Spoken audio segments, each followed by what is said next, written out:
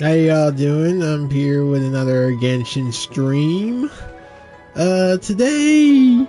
Tonight, I'm doing Zhongli's character quests, both acts. Let's see. So, I managed to actually do the Ascension rank quest. I know it said like I had to be like at level 90, but most of my characters were like at level 80. But I was able to get through no problem at all. I don't think you really need to be at level 90. You just need to be like close enough. But you know, I did pretty good. So let me pull up the quest. Let's see. Request file. Go to the Pro Gallery. I have to get on board that ship.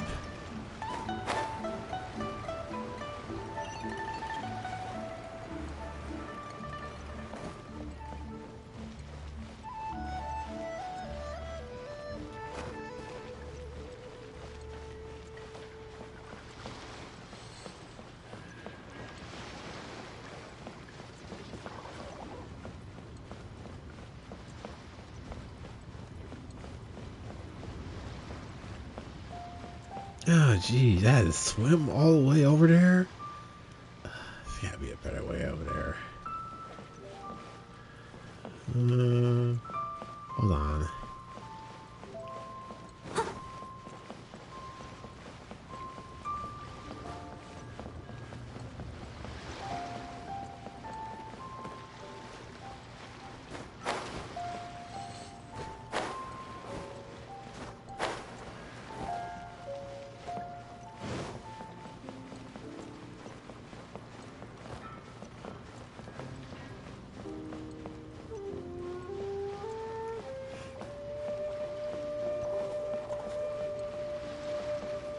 Okay, switch parties. My apologies. No good.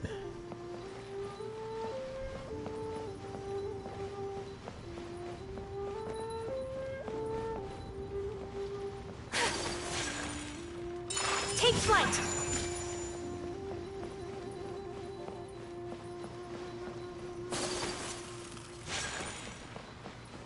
How are you supposed to get over there?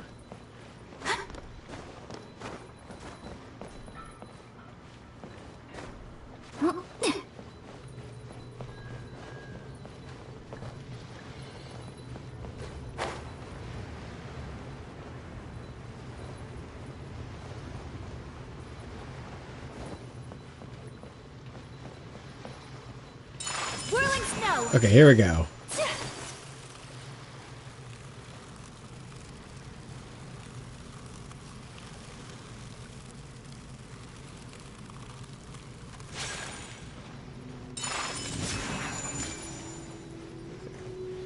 There we go.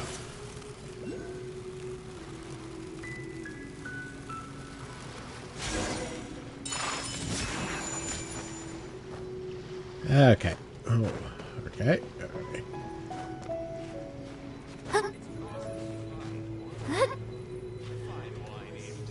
Oh. Uh-oh. Okay.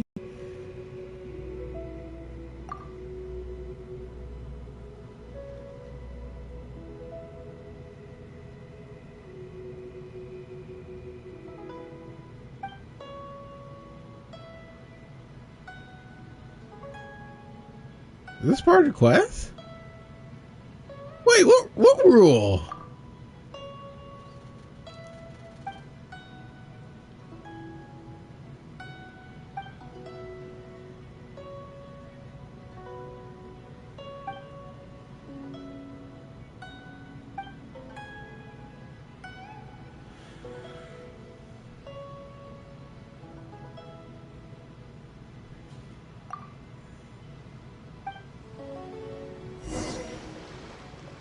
Oh, okay. I'm just was looking for Zhongli. Alright. Okay, there he is.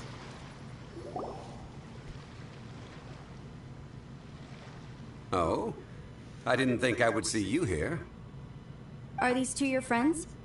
Yeah, I kind of like snuck Yes, aboard just to we get had the on fortune here. of Apparently, meeting I'm not not too long supposed to ago. be on this ship. They are quite a knowledgeable and talented pair, and a pleasure to be around. Traveler, we were just discussing the history of Rex Lapis. Would you like to listen? This, good sir, seems not to appreciate the almighty power of the Lord of Geo. As a professional archaeologist, I'm inclined to correct some of his erroneous views. Oh, okay, yeah. No one seems to know who he really is. We are discussing the whereabouts of the first Mora. The first Mora? As everyone knows, Oh, sorry. the Lord of Geo taught the ancient people of Liyue the craft of smelting, creating goods that allowed them to develop trade with the early nations of that time. Today, Liyue holds the sole right to cast Mora in the entire continent of Tivat. The world's very first Mora should have been cast by the hands of the Lord of Geo himself thousands of years ago. Oh. According to my research, as well as my own hypothesis, I believe that this coin of unique historical significance has been passed down secretly through the years as a kind of token.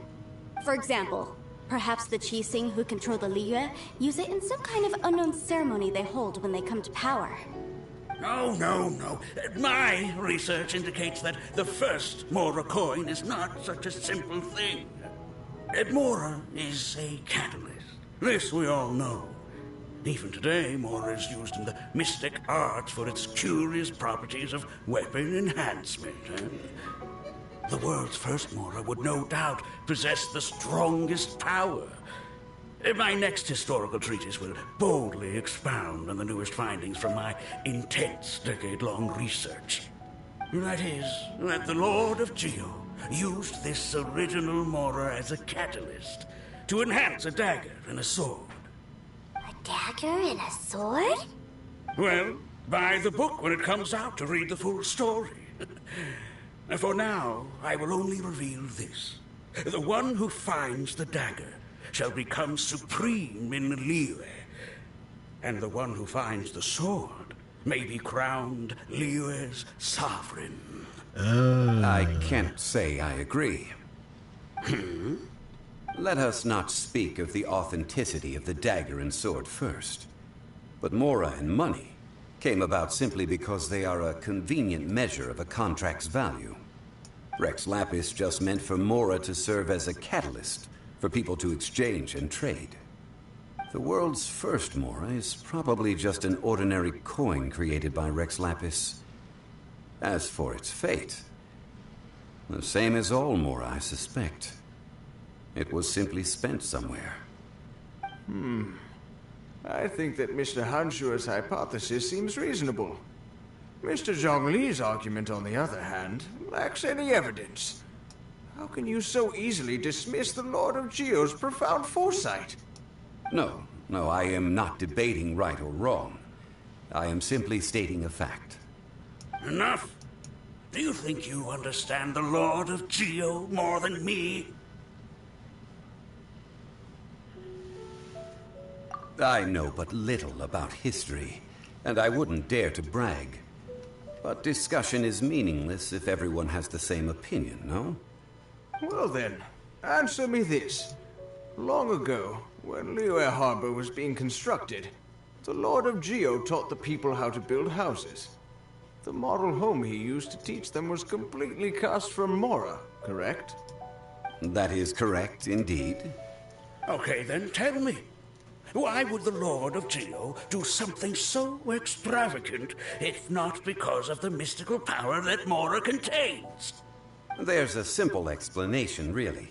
To the god of wealth and commerce, what material is easier to get than Mora?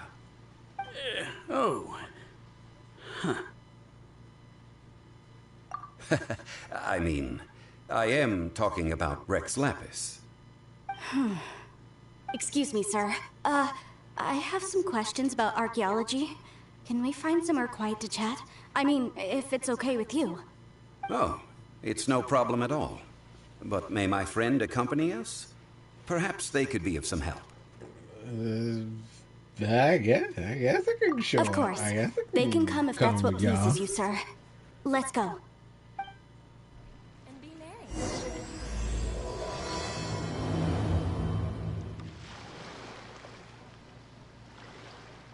merry. Okay, I'm supposed to be looking for a. Oh.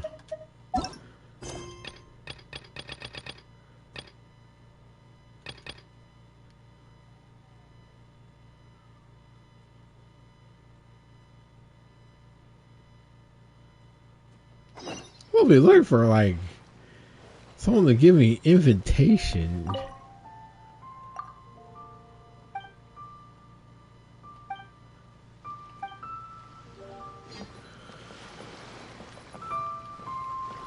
Some of these folks would know who I am.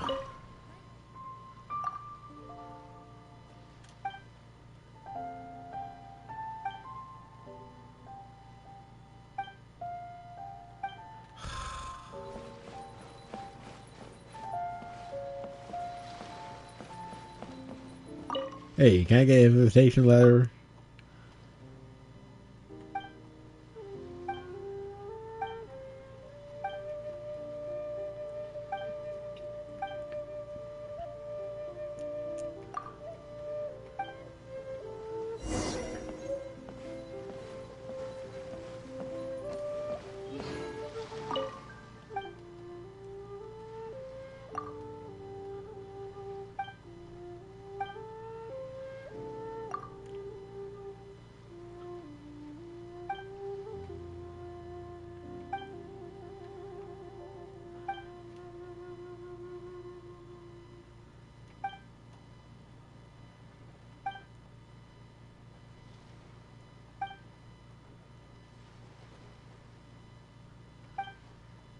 Okay, I got those. I got like plenty of those.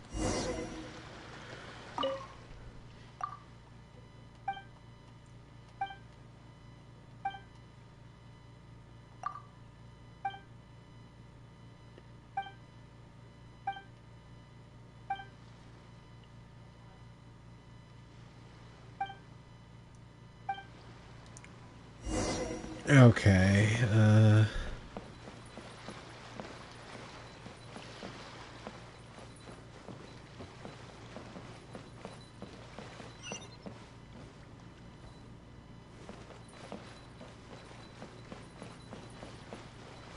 wait, she's up there. You gotta, hold on. I have to go up there. How do you get up there? Okay, hold on. Wait a second. Here we go.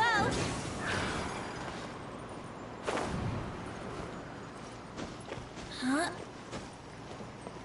Ooh, what's this? Have you heard the ballad of the treasure chest?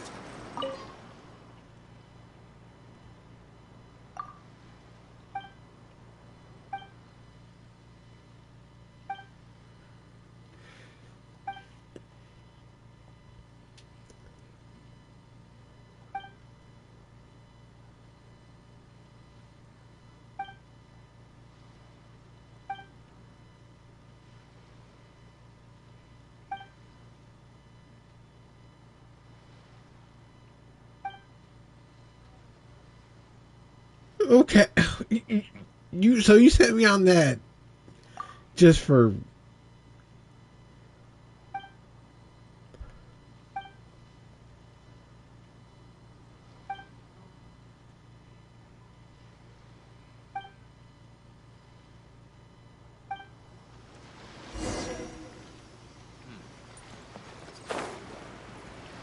Okay, this guy.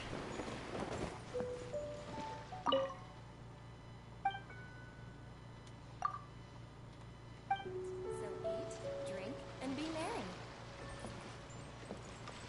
I don't think I need to return to Liyue right now. The harbor right now. What I'm about to say is a bit disrespectful of the Lord of Geo and would draw a lot of angry looks. so it's best to discuss this somewhere quiet. Not much room Your on the argument boat, just though. now exhibited acuteness of speech and thought. Most importantly, you don't fall for the boasting and acting of the others. You remain objective. So I have a question for you. Perhaps you will answer differently from other scholars. Do you think that all the gods that the Geo Archon killed were evil? Let's not analyze it in terms of good versus evil. Rex Lapis placed great importance on the integrity of contracts. So any gods he killed certainly must have broken some kind of contract. Right! The Lord of Geo wouldn't kill the innocent. But when I was doing some research, I learned about the legend of the god of salt. The god of salt, Havria, was a very kind god, but she encountered Morax one day in battle. Morax God used of a rather salt? underhanded trick to assassinate her. What? Oh. No way! This bit of history is a long story. But you may not like the truth when you hear it. Don't worry, please tell me what you know. This event, I've already searched for answers for a long time. Quite so. I don't know where to begin. Oh boy. Over here, Mr. Zhongli. I've been looking for you. So you're over here all this time. Crap. This guy Fatui. What does he want? Down your weapon and stay back. Otherwise, Paimon's reporting you to the Millilith. First of all, I'm not holding a weapon. There's no need to overreact now. I'm simply an archaeological researcher from Snezhnaya. I'm not here for trouble. The Fatui say that every time. But this time, I registered with the Liyue Ministry of Civil Affairs. I could show you the official documentation if you want to see it. I will be conducting an archaeological survey here, the results of which will all be shared with the ministry. I heard that Wangsheng Funeral Parlor had a consultant named Zhongli, with immense knowledge of ancient history and archaeology. So I paid Wangsheng Funeral Parlor a handsome amount to hire Zhongli as my own consultant while I'm in town. So you mean to say that this is work for the Wangsheng Funeral Parlor, yes? Well, since it's work, I don't have a choice. A consultant of the Wangsheng Funeral Parlor must respect their duty. Of course you would be such a reasonable man. Well then, let's head out now, shall we? Wait, if you were studying archaeology, can I go too? I am also a scholar in this field, so I can help. That will give us a chance to continue the topic we were just discussing. Oh, and you should tag along too. Yeah, why? This experience may be of help to you on your future adventures. It is a story from before the rise of the Seven. Although the god of salt has already perished, it will still be a meaningful experience for your journey.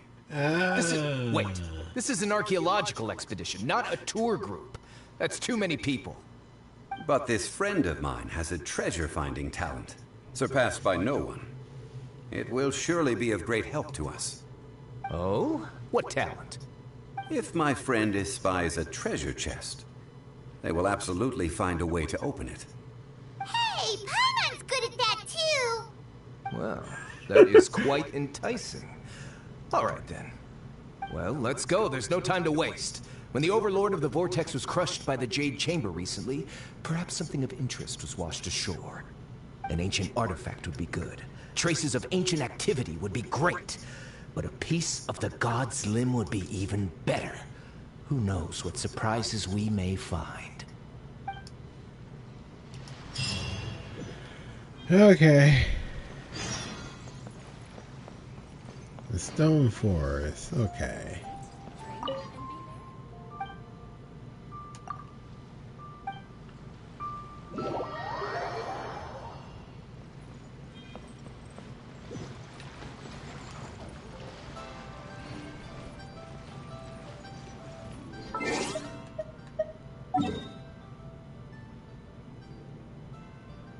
Let's see. We're going to the Green Stone Forest.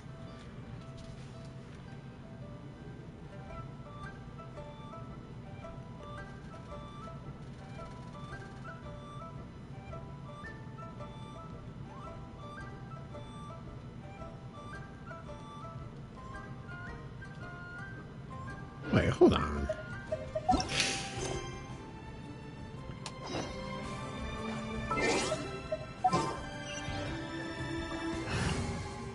Okay, change party.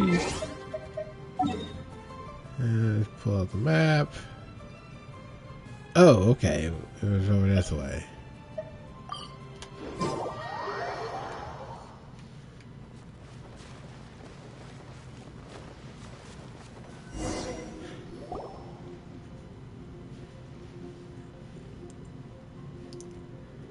This place looks so ordinary. Can we really find anything valuable here?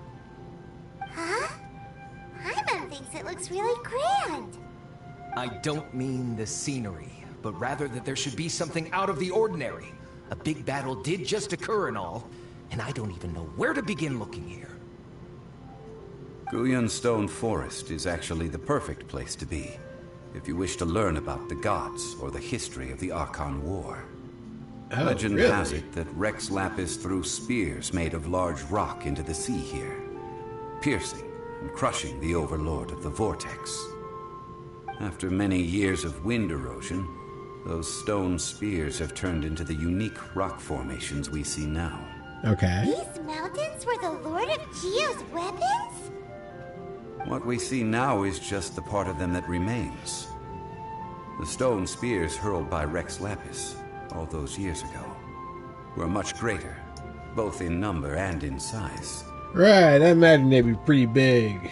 But due to the different angles they landed at, their large centers of mass, erosion by seawater, and years of gravity, many of them have been completely swallowed by the sea. So besides wind erosion, the initial collapsing of the stone spears also played a big part in the formation of Guyan Stone Forest. Well, a god able to fight one so powerful as Rex Lapis was certainly very strong in its own right. Indeed. This is where the value lies in research at Guyan Stone Forest. Most of the objects from that time were lost to the sea. But the gigantic waves created by the Overlord of the Vortex have given those sunken objects a chance to see the light of day again. So you're saying that if we look carefully, we'll be able to get very, very rich. I mean, rich with archaeological knowledge and historical value, yes? That's all I seek in life. Oh, okay. Well, since we brought so many people, I think it would be best to split I up. think I know your intentions now, Okay, too, then. buddy. I will go with my friend here. Although I have a smattering of knowledge in various disciplines, when it comes to archaeology, I can't compete with the expert here. Huh? Me? What's the matter? This is your profession. Why are you so surprised? I get it. I'll escort him then. Okay. If we find anything valuable or rare, let's meet on the shore opposite from here. The ancient god probably left behind lots of elemental marks. Following them should make our search much easier. Well, go ahead then. Use your elemental sight to look for any marks. Is that a mark? No.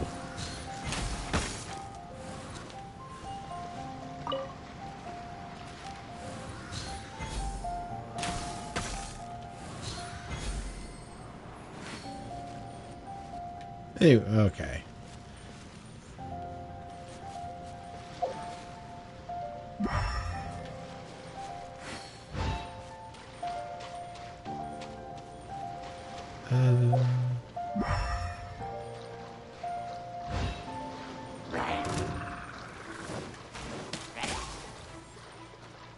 Okay. Oh, he won't go into the water, obviously.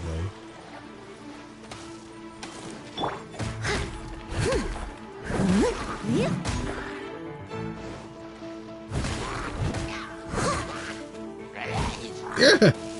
This is like... Alright, into the water you go. What are those drops? Ah, there they are.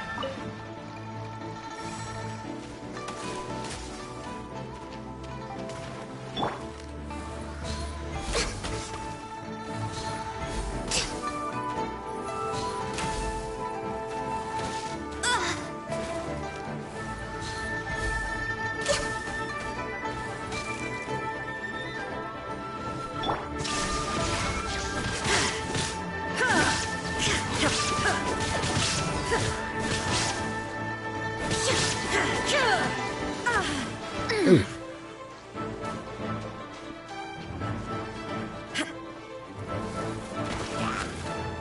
Ow! There is no escape.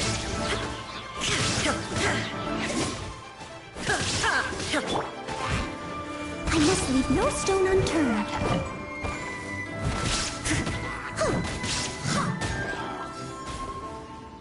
Okay.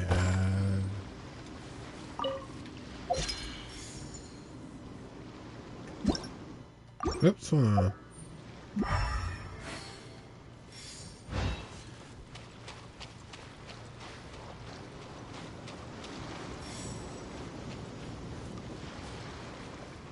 There's Starcon. Show me one of those.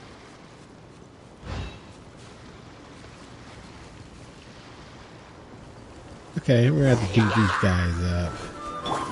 Oh, okay, this is part of the quest.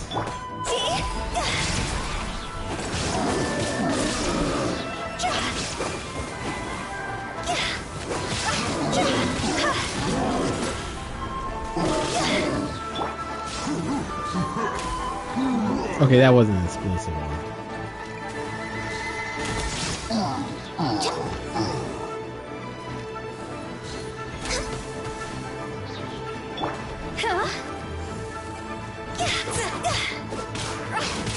Illusion shattered. Actually, no, I need to go fight. Leave it all to me. Okay. Where is it? Here. Why are there enemies here? Guyan Stone Forest is a place where a god was defeated, and its remnants still affect the area to this day.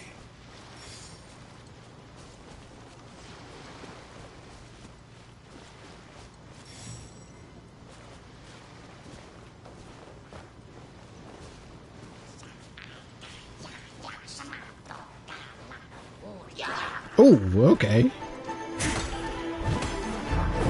Steady as stone.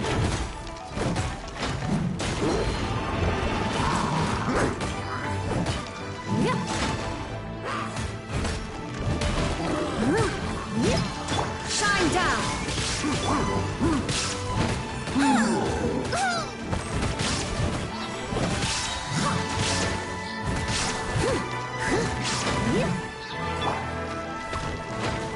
Come on, focus. Okay, knock this guy down.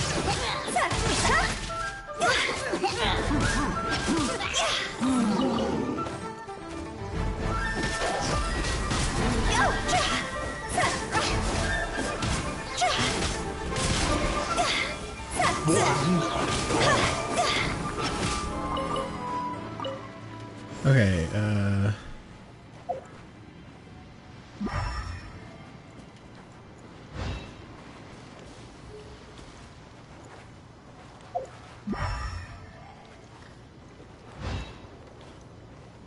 girls over there. I'm gonna break this real quick.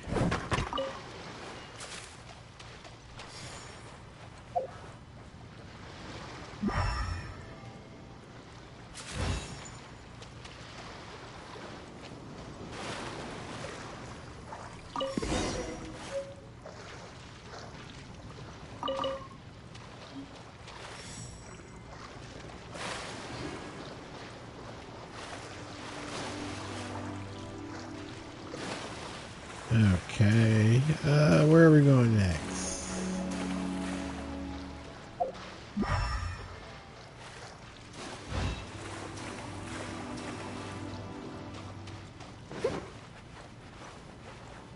They're gathering together here. Uh-oh. But why? Oh. See that object in the center? Perhaps it emits the remnant strength of the god. That would certainly attract them. But the hydro-mimic monsters... I have a contract. I must put my personal feelings aside. Go ahead. Defeat them and recover the relic.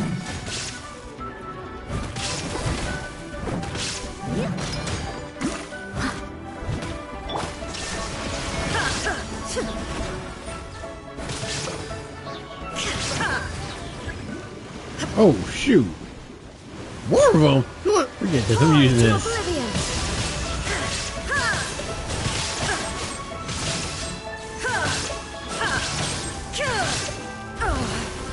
It's just a stone slab, but its design is quite unique. This should be enough to garner some information. Let's head back.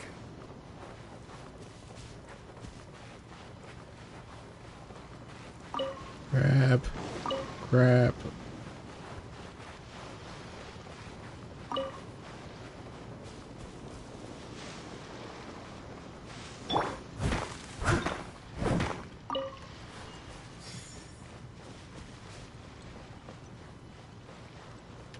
Ooh, hold on. Let me farm this stuff.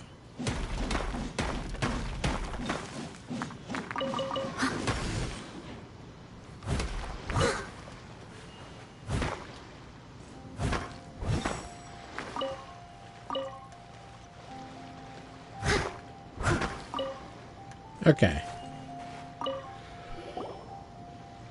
You call yourself a scholar of archaeology? You can't even recognize this or that. What are you good for? We all have our areas of expertise. I already tried very hard to explain. Oh, stop arguing! What in the world happened? This girl just keeps bragging about how she's an archaeologist, but she doesn't even know anything about the surrounding ruins. I even know more than her. She left me to rely solely on guessing, experience, to find anything valuable to take back. Ugh, what a waste of time. I've just been researching the God of Salt, so I'm not familiar with sea relics. Is that so strange? I mean, kind of is. And you kept asking about how much Mora everything is worth. Can the value of relics only be measured in Mora? Isn't measuring their value in Mora the easiest way? This also matches the traditions of Liyue, does it not? Now, calm down. No need to make a fuss. We were able to bring back some intriguing objects. Let's have a look. Oh, what a shame. These objects were indeed washed ashore by the Overlord of the Vortex. But they have nothing to do with the god besides being in the vicinity at the time. This stone slab we found, however, has a mysterious pattern and faint aura of divine power. Perhaps it will be useful for research purposes. Quick, give it to me. At least we didn't come for nothing. The power of the gods, yes! This is good. Oh, he's no good. Oh, but these other objects are certainly worth a little something, right? It should be enough to cover the cost of hiring you. It's all mine. So, it's only valuable for research if there are remnants of divine power on it? Not at all. My quest to uncover the history of the God of Salt is because history can tell us about culture and beliefs. But you're just trying to use archaeology to get rich. Nonsense. I'm a professional archaeology researcher from Snezhnaya. I swear. If I'm lying, may the Lord of Geo strike me down. Nope, we're on to you. You're trying to get rich. Oh, by the way, you probably don't want to sell that teacup. Oh? Why's that? That's not an ancient teacup. It's part of Ningguang's collection. It must have fallen here along with the Jade Chamber. So unless you want to mess with the cheesing... Ah, I see. What a shame.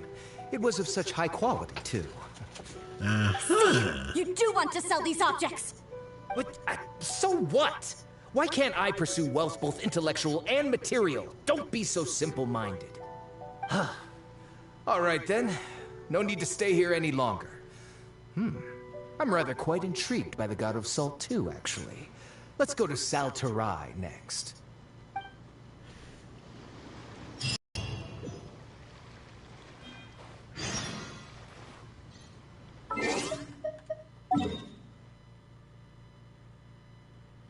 Saltarai.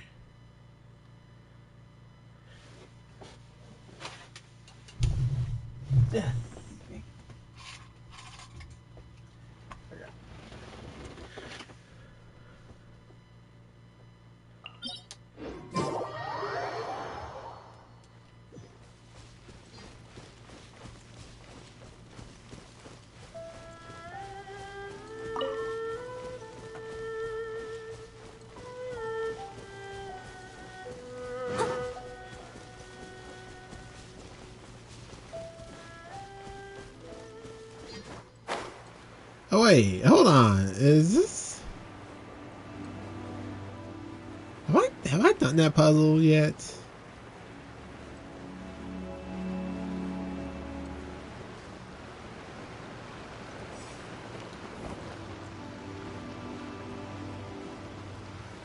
I think I have. What's under there? We'll find out in a moment. I heard that Salterai was once the home of the god of Salt's people. Therefore, there's sure to be loads of valuable relics nearby. Boy, you are not making it easy to like. According to legend, the people of the god of Salt, Havria, enjoyed prosperous lives under her protection. But this legend has been around for ages. With the countless scrap collectors and treasure hoarders in the area, there probably aren't many valuable things left here. Oh, good. That's just great. If I knew it was picked this clean before, I wouldn't have come. This was your idea. About that, I know there's a ruin deep in this cave here. It's related to the god of Salt, which is actually how the area originally got its name of Salterai. However, the ruin entrance has been sealed by a mysterious power. Nobody has been able to break the seal. I found a mechanism that seemed to be related to the seal, but when I undid the mechanism, the seal wasn't affected at all. So at the moment, the seal's origin and how to break it are very important topics in my research on the god of Salt. I don't know. There's no concrete evidence. But I'm pretty sure the seal is meant to hide some kind of long-forgotten truth. The god of Salt was a benevolent god, adored by the people, not to mention powerful. She wouldn't have any kind of shameful secrets to hide. So, the one who wants to hide some truth is very possibly her killer, Morax. This doesn't sound like something the Lord of Geo would do, though. Who cares about all that? It sounds like countless treasures of the god of Salt lie within this ruin, just waiting for someone to find them, right? You weren't listening at all, were you? Yeah, he wasn't Even if there's listening. a mountain of treasures inside, nobody can get in if the seal isn't broken. Ah, but we have the illustrious Mr. Zhongli with us. He looks like he knows just about everything. A little seal shouldn't be any trouble for him. This seal seems to be quite ancient. Even Mr. Zhongli may not know all of its secrets. I may know something about it. What? Over the years, I've heard various rumors with bits of knowledge about seals. Although their references seem rather disorderly, they do in fact contain the secret to breaking seals. Let's go take a look at the mechanism Miss Wanyan just mentioned. Okay, since Mr. Zhongli says so, follow me then.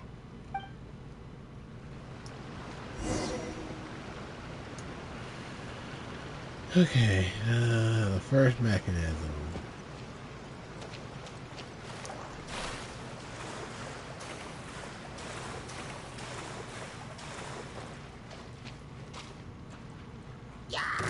Oh!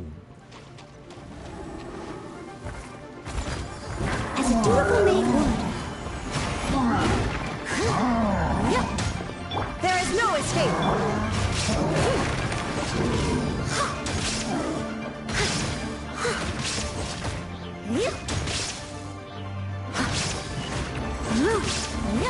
I'll catch up.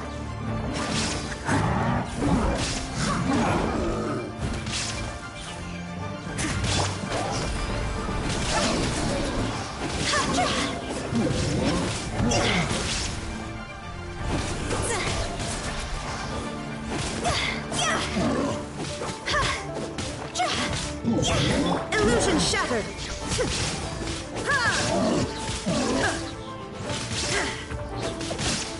Go down.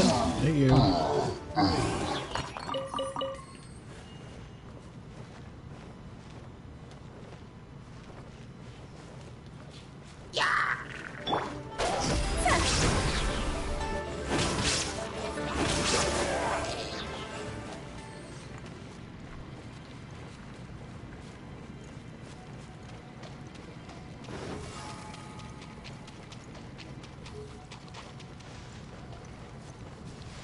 The first mechanism. Here it is. There's some debris scattered here that, when put together, look like they definitely had to do with the god of Salt. According to the inscription on the side, if one looks from a certain angle, the secret to the mechanism will be revealed.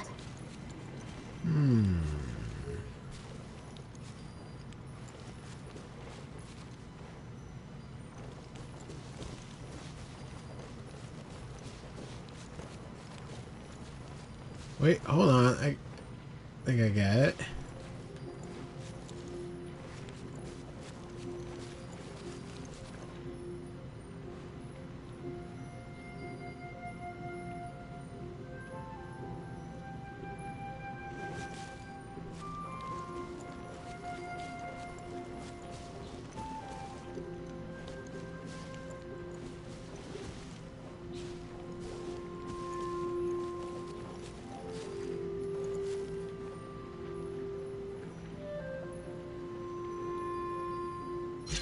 There we go. See that? Although we activated the mechanism, nothing happened to the seal. That's because there's actually another mechanism that must be activated. Another? Let me lead the way from here.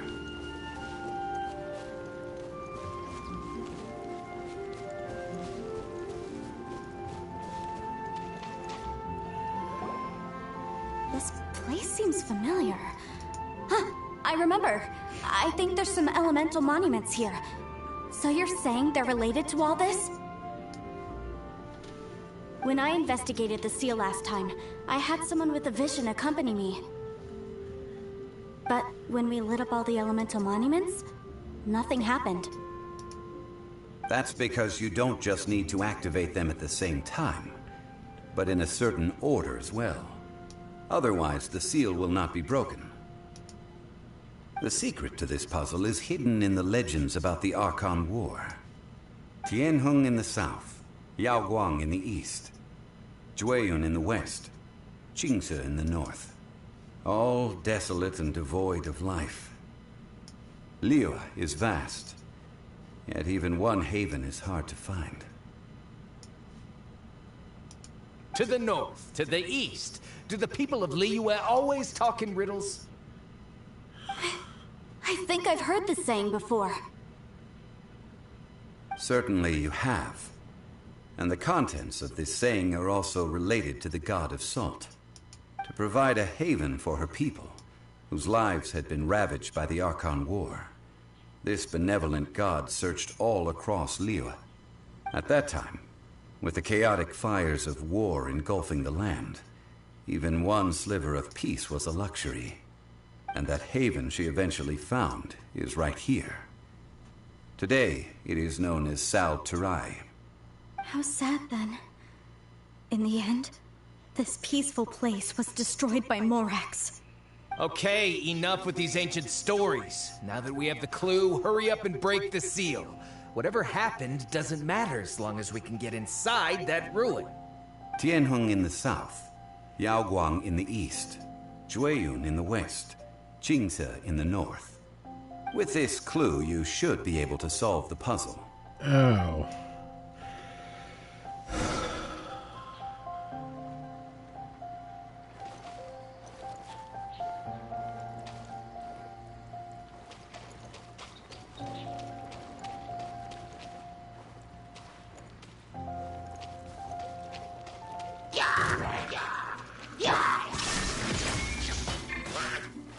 Okay, hold on.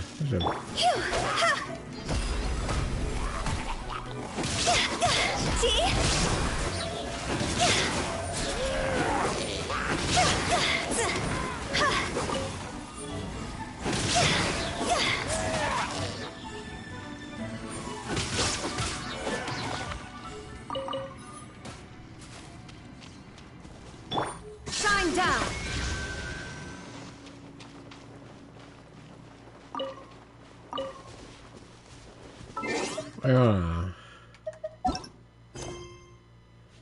Tianhe in the south.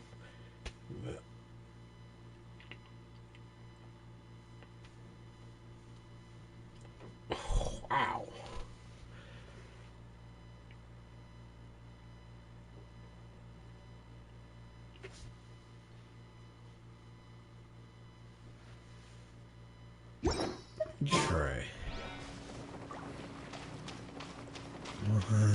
to... How am I supposed to do this in the actual... There is no escape!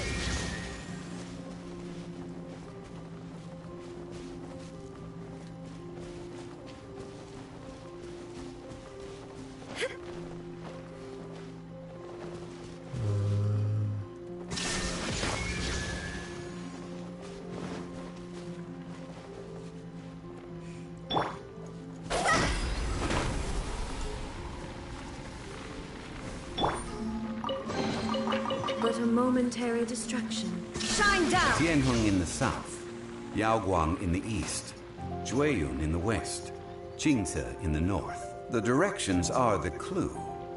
Give it another Right. try. Okay, here we go. So it says south first.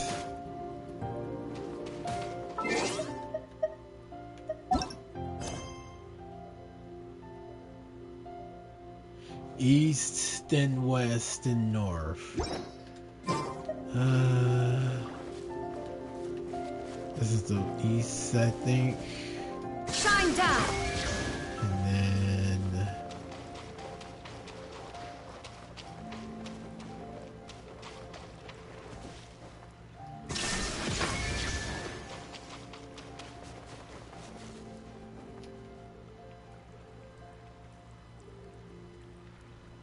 There is no escape!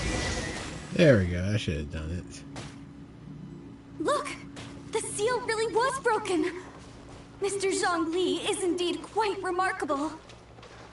It was nothing, really. Now, it's time that people learn the hidden truth lost to time.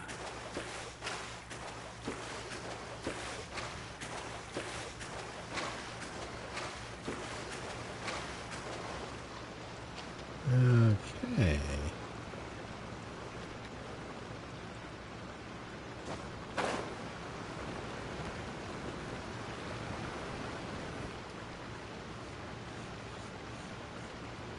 Before entering the ruin, I have a proposal that will help us prevent the kind of senseless arguing between you two that we saw at Guyonstone Forest.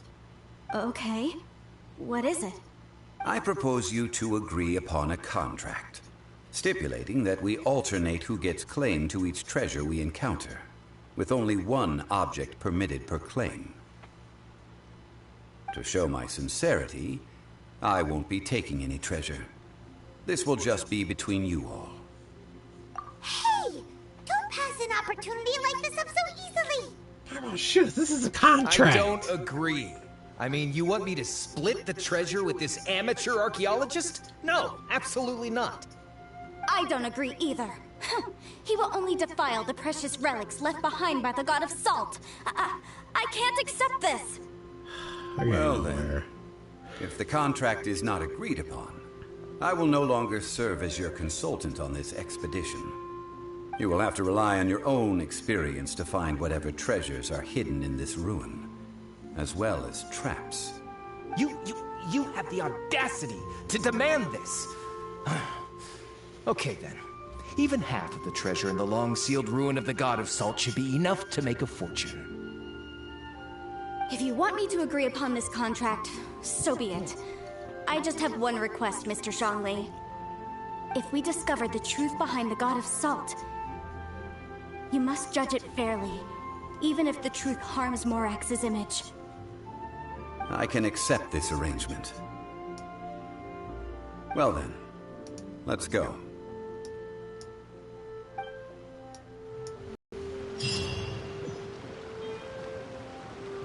Okay, now we go.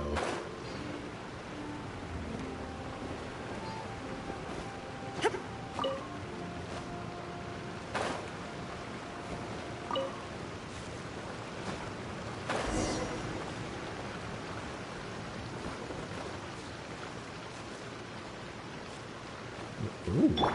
There's a lot of stuff for mining here.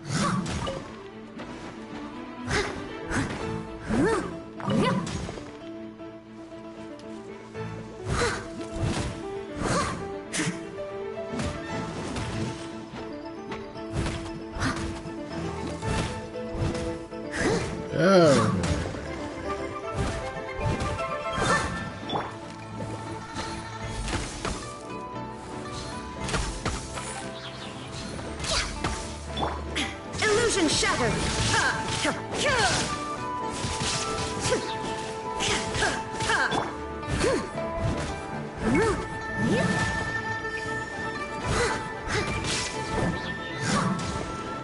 Okay, no, I'll just kill one.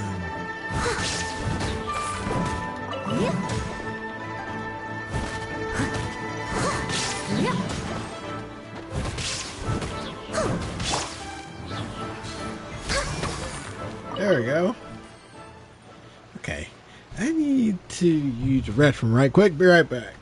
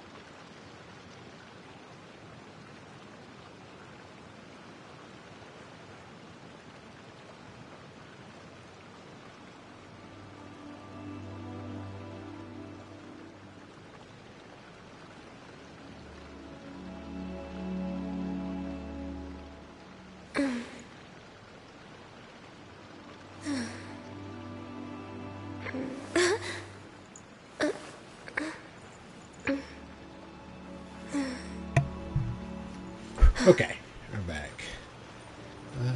We're going inside this ruin.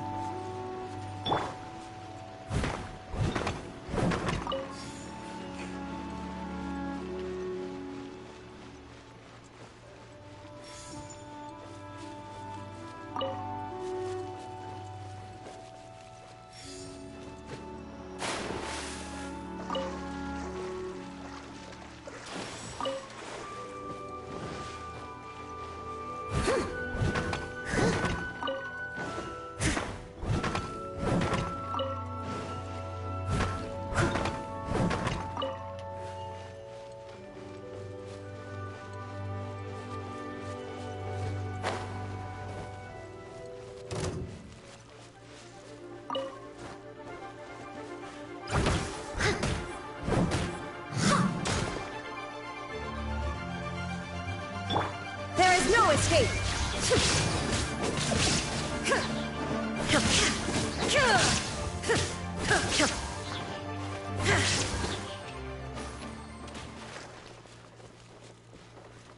Hey, oh, gee, come on.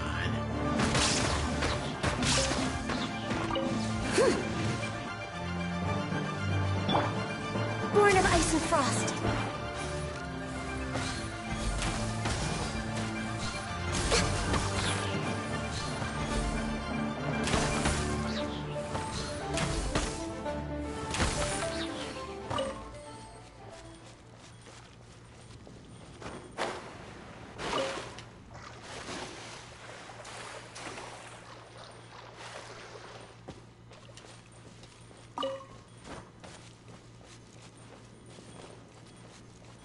Okay.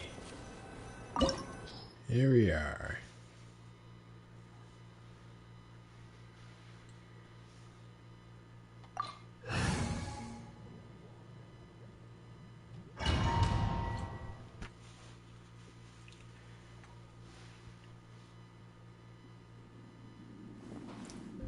Okay.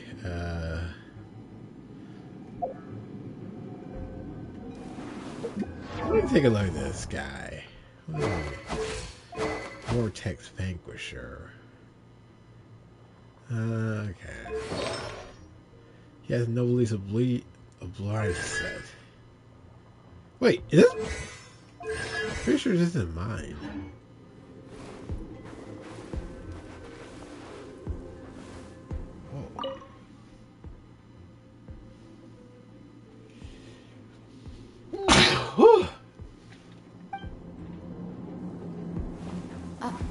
Are these statues? No. These are people. Duh. They were probably followers of the god of salt. How did they become this way? What in the world is hidden deep in this ruin? Wait, they got turned into... Oh my gosh, they got turned into salt? Salt statues?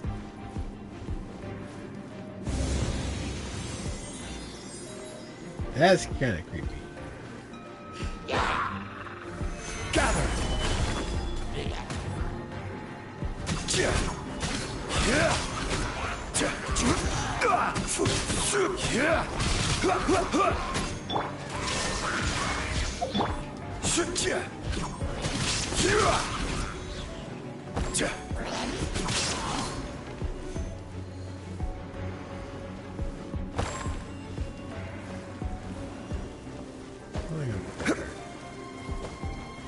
How do I get up there? Wait, hold on.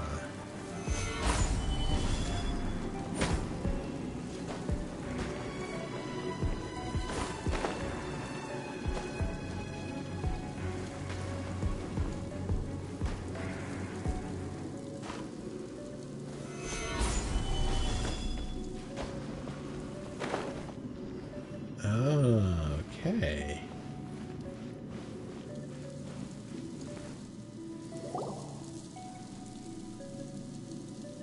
Look at this! It's filled halfway with salt. Just looks like a fancy salt holder. Seems like the god of salt was a god lacking in treasures. According to my knowledge, it's no ordinary vessel. Although it is only half full, it is also forever half full. That is to say, it is bottomless. What? You're saying that even if I pour the salt out, the amount inside won't change? Exactly. Able to produce endless salt. The god of salt is powerful indeed. Finally, after all that effort, I've found precious treasure. I claim this as mine. I just need to pour the endless salt into 1,000 or 10,000 bags. I can sell it and make a fortune. Hey, how can you use a relic of the god of salt for such a shallow pursuit? If Mr. Clement wants this salt chalice, then the next object we find will belong to Miss Wanyan, according to the contract agreed upon. Of course, as we agreed. But how can anything be worth more than this rare find? Since we have a contract, it's no use for me to fight with him. Then let's move on, shall we?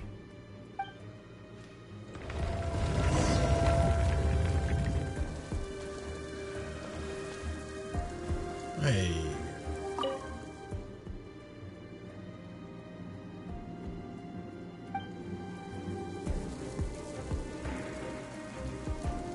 Okay, this place is starting to give me the creeps a little bit. The guy probably turned into...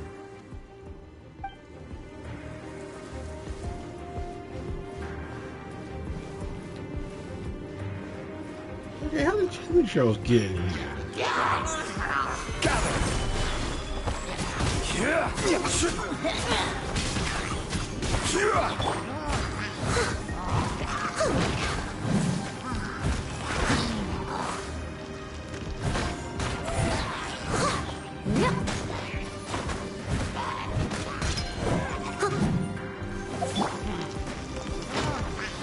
Stabilize.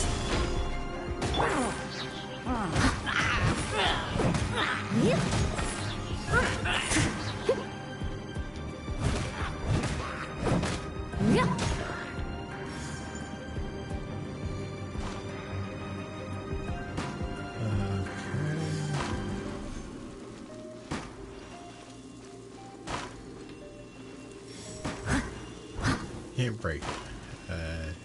Wait for it to break.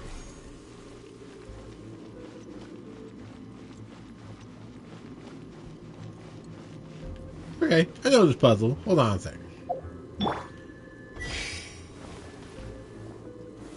Solidify. Oh, wait, hold on. How do I break this?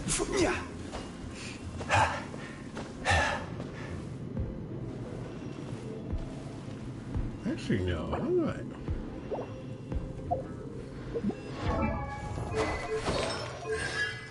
Challenge.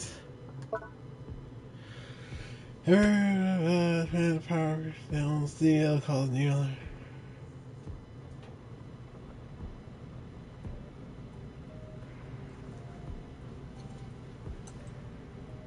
Okay. Oh.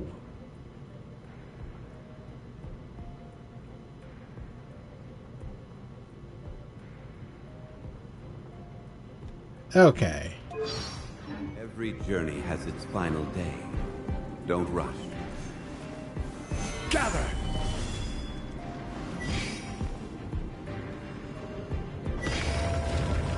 Okay.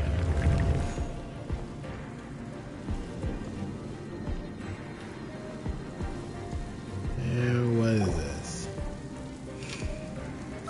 Just a simple ruler. It doesn't look to be worth anything. $10 is actually worth more than that chalice. This, if I remember correctly, this is some kind of measuring tool. Indeed. But the god of salt imbued it with another power. When you stick this ruler in the ground, the surrounding area will become covered in salt, much like a rising tide covers the earth. The deeper it is stuck in the ground, the more salt will appear. It is essentially a bumper harvest of salt.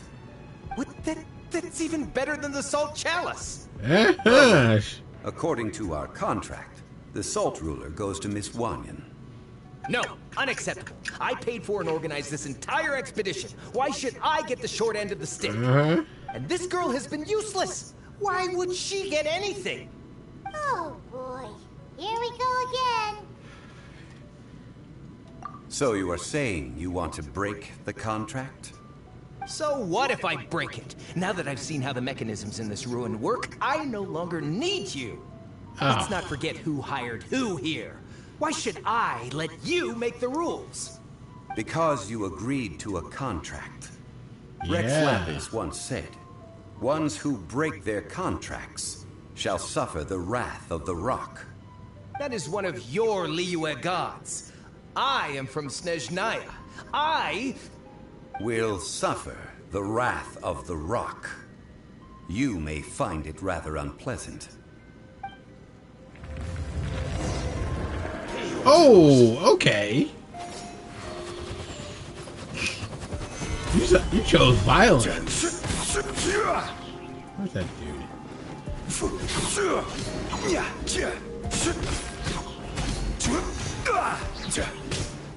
Prepare yourself. Anyway. Order guide you.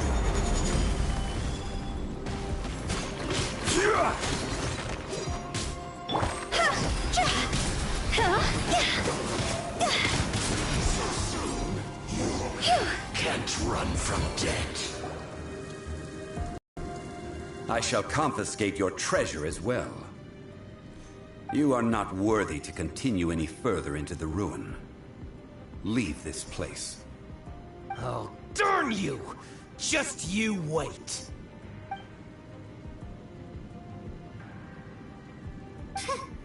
Some archaeological survey. He could only pretend for so long. Hey, Paimon likes Mora, but Paimon doesn't do bad things. Okay, I'm just saying, you're just kind of, Clement's wrongdoing stemmed from greed, yes.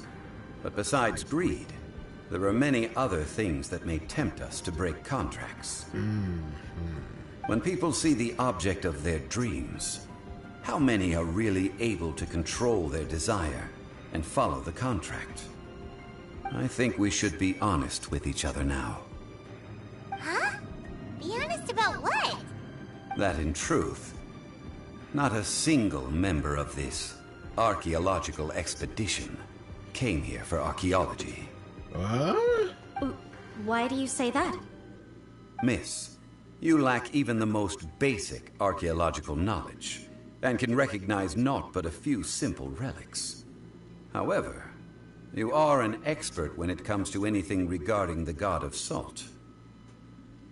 You aren't interested in archaeology or relics. What you're really interested in is the god of salt. I believe those legends about the god of salt that you mentioned on the Pearl Galley are passed down between generations at Yingyuan Hall. Okay, that's enough. Sir, you are indeed a man of great knowledge and talents. I seem to have been right to seek you out once I plucked up my courage. You're right. I'm not a scholar of archaeology. I come from one of the 8 trades under the jurisdiction of the Qixing, Yingyuan Hall of the salt industry.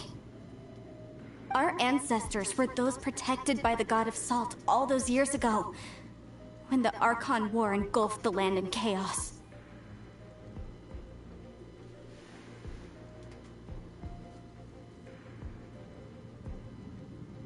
Oh, right!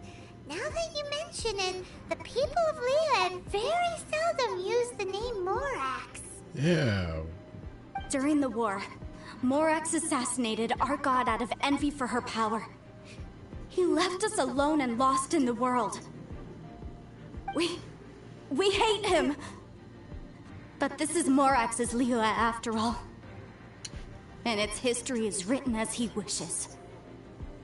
So I seek proof of Morax's guilt. He has blood on his hands and cruelty in his heart. We agreed to a contract that we will face the truth head on, didn't we, Mr. Zhongli? You must judge this history fairly. Naturally, of course. But I must add, Liyue is no longer Morax's Liyue. Come with me. All the answers you seek lie ahead. Oh, this just got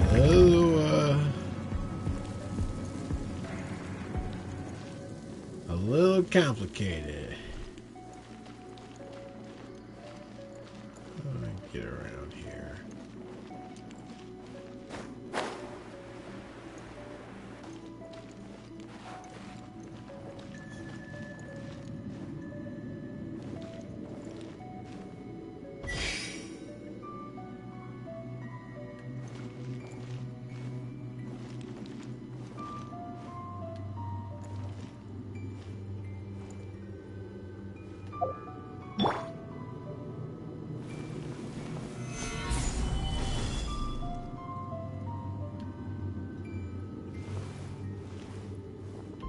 How do I get around?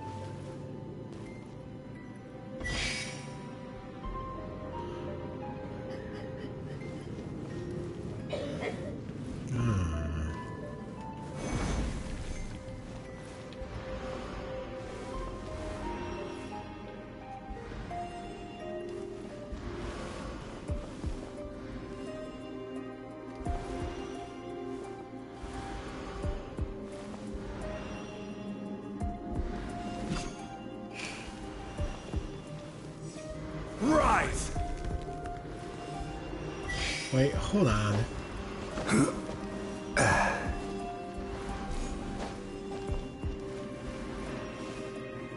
Okay, I can figure this out. I have to use this, put one of this construct on this little panel here, and then use that to gain some height.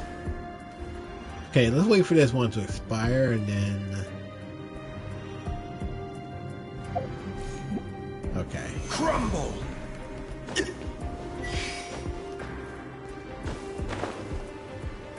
Okay, yeah, I can figure this out.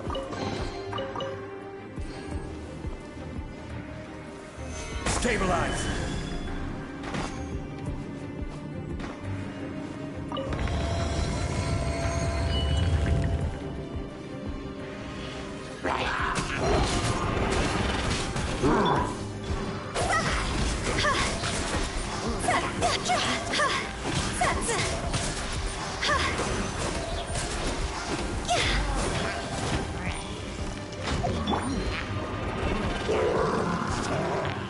Rise!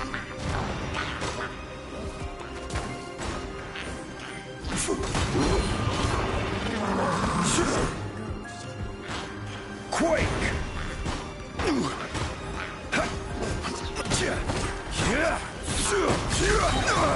Nothing to fear.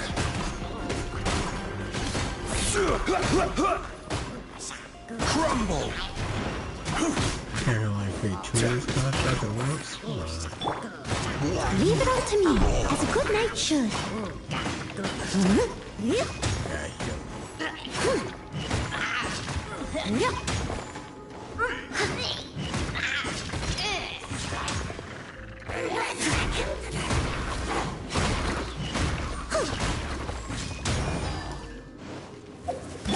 Quake!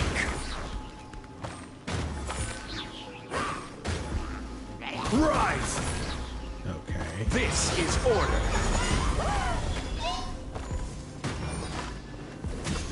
Yeah!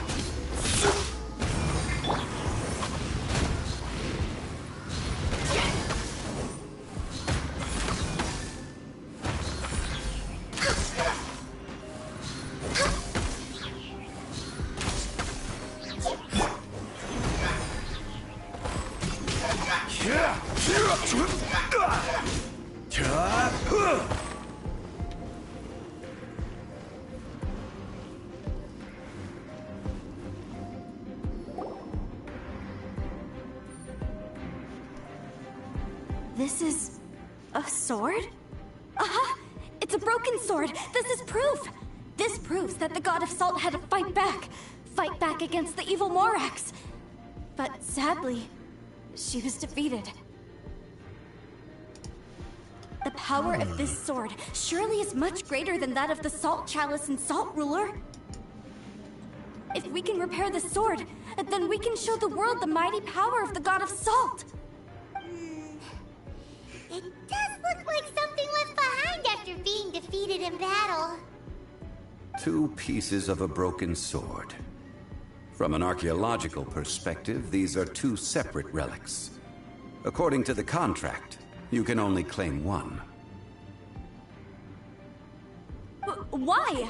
We were alternating claims to treasure, true. But Clement is no longer here. Yes, but the only 1 object per claim clause still holds true. You cannot take 2 relics at the same time. This logic! Zhongli, she seems like a good person, and no one is fighting over the treasure. How about you? Okay, well they seem side, like huh? 2 parts of one. If you put them together, then they'll count as one, When right? there's a contract, nothing can be allowed to slide. If the contract is not followed, then it is broken. Oh. No! If I only take 1/2, then it can't be repaired, and the power of the god of salt cannot be restored. No matter what, I must be faithful to her. Even if it breaks the contract, I don't care. So you are already decided? Then there is a price to pay for breaking the contract. Uh-oh. She's gonna get rocked, isn't she? Zhongli! That is to say, you consign yourself to suffer the wrath of the rock. That's okay. The god of salt gave up her life to protect her people. My sacrifice is nothing compared to that. Punish me however you want. Just let me take this proof of my faith. No, you can't hit her! Perhaps that punishment would be easier for her. But, as punishment, I will tell you the truth. The truth of what? Huh? The truth? You mean the truth is my punishment? Yes. The truth that I am about to tell you shall be your price to pay for breaking the contract. Is he gonna tell him that? I'm afraid to say that the god of salt, Havria, was not the powerful god you imagine her to be. Rather, she was a small and weak god who yielded to all other gods. When it came to war, she lost, never able to win a seat among the 7. What? Whoa. During the Archon War, the gods of this world used all their strength and cunning to vie for control of Tevat. But Havria instead chose to flee. She thought that by giving up before a fight could start, she could save herself and her people from the war. However, during such a long war, there is no end to the advances of aggressors. After making countless concessions, Avria lost all of her lands, until only one small haven remained. No. No! It can't be so. In her last days, she had not even a single blade to defend her people with. Not even a single blade? That sword didn't belong to the god of salt. This sword is not a relic belonging to the god of salt, but is instead the murder weapon used to kill her. Wow. Murder weapon? No! That's not true! That can't be true! You're trying to test my faith in the god of salt. As I said before, I only state the facts. Preposterous! You are a follower of Morax! Don't try to trick me!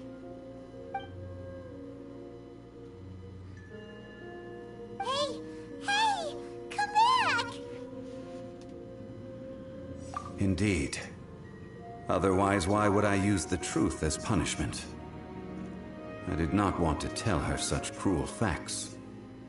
But the contract was broken. Let's follow her deeper into the ruin. There, I fear, we will find something that will leave her no choice but to face the truth.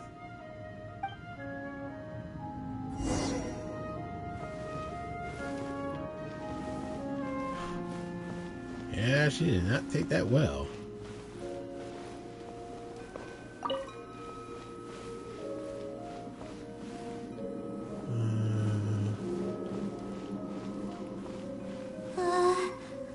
Are these statue thingies running? What will we find ahead? Salt. And betrayal.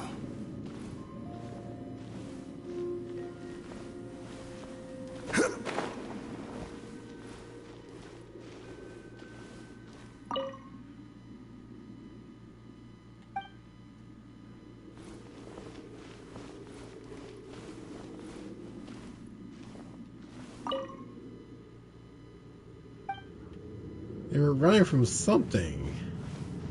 But what? Oh, okay. I get the feeling that the betrayal part is something we're not gonna like.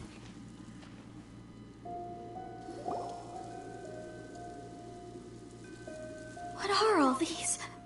What did they see? What did they do? What happened? Since you do not trust me, let us continue onward. That which lies beyond this door will show you all that happened back then.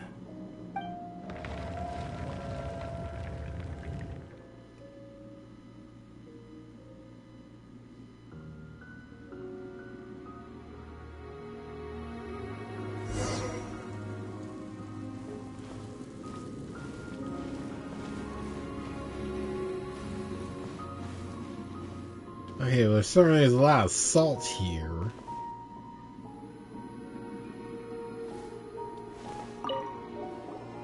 So where's betrayal? This is the scene of the crime. Havria's body dissipated, leaving nothing but these traces of salt.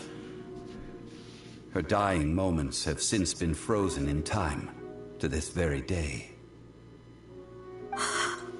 The story continues that some among her people realized at last that this gentle, kind, but weak god could never protect anyone in wartime. The Archon War was cruel in the extreme. Instead of consigning her to the agony of defeat, they thought perhaps it would be better to give her a quick release.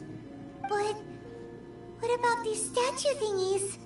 No matter how weak the god, the power that flows forth when they are slain is beyond the strength of mortal coils to bear. Those who could not flee were thus transformed.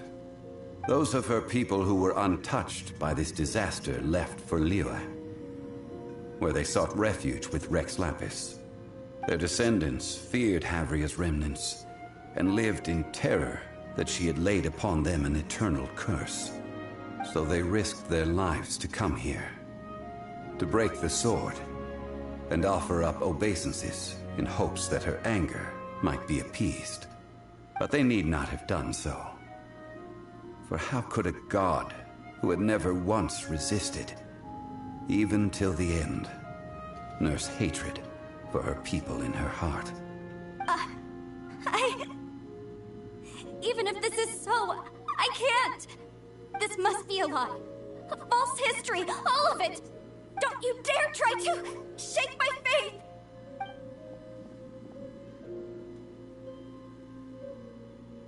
Yikes.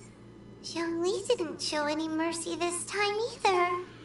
This is the price she must pay. Yet I would not call it a bad thing. Judging by how she appeared, I fear that she will struggle for a time. But even if she may not escape that struggle immediately, simply recognizing the truth is good enough for now.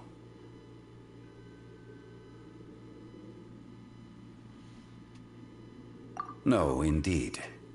How sharp of you. Yet this is not a matter of wisdom, only age.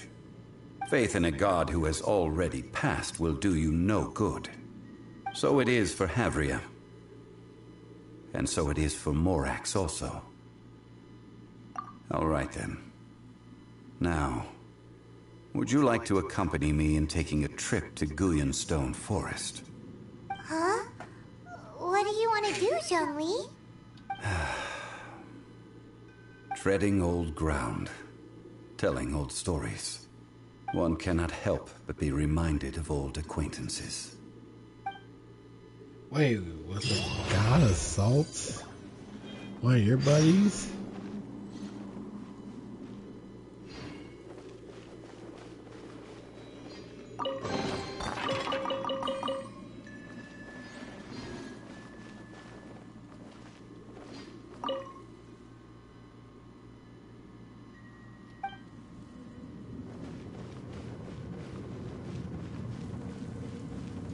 She must have already left the ruins. Oh, no point in following her.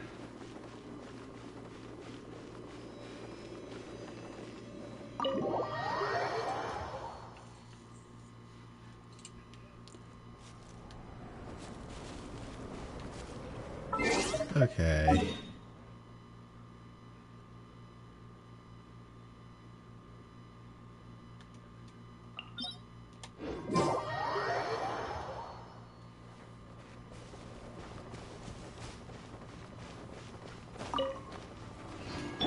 I'll catch up.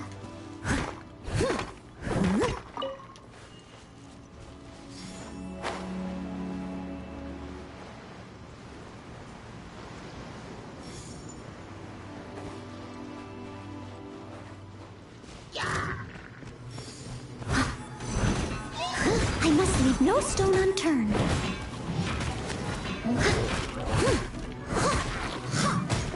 Someone needs to shine down. I wish you had taken a screen cap of like that zombie stats. Could have been useful.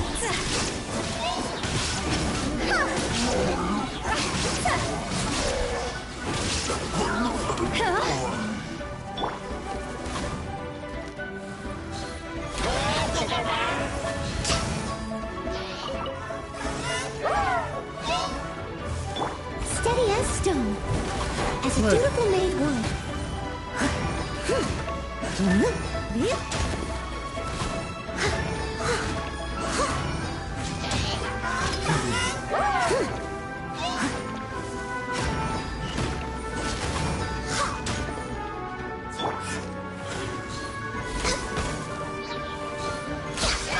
There is no escape.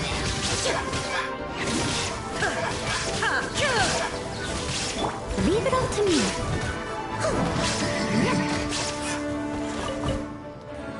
Okay. Who else is it? Is it that guy? Yeah.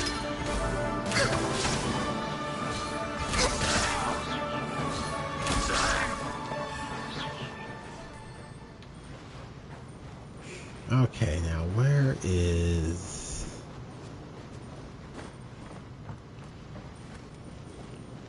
Where's the meeting place at?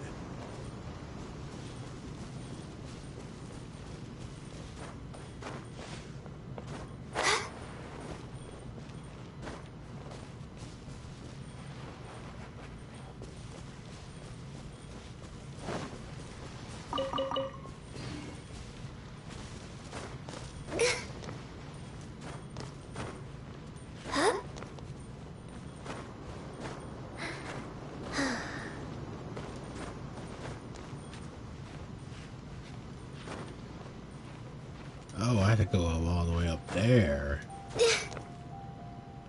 Okay, recover stamina.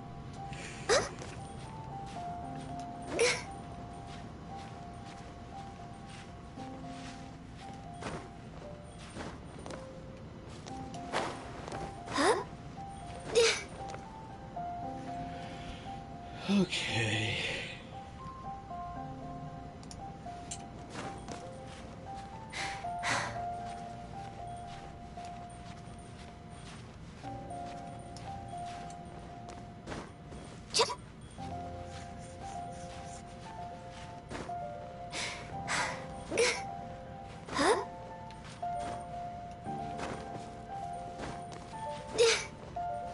Shoot him down. Well, stamina. Should be enough.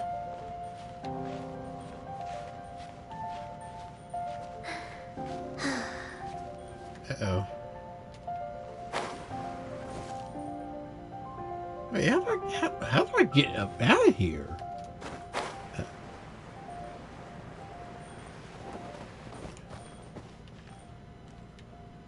Okay.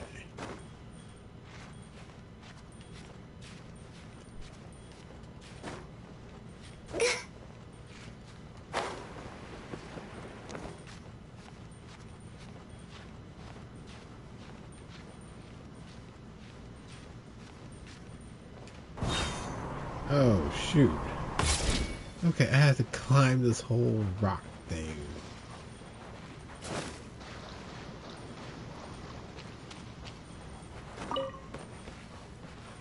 Okay, hold on. Oh, come on! Serious?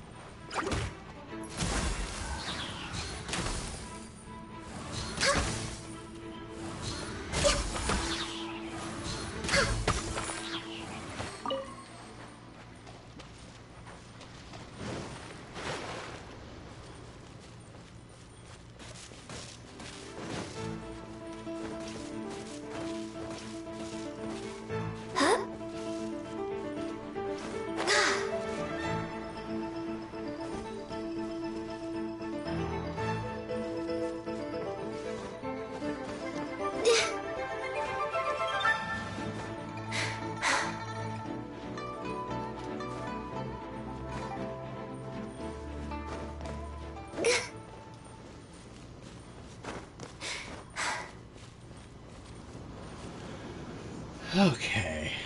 How far do we have to climb?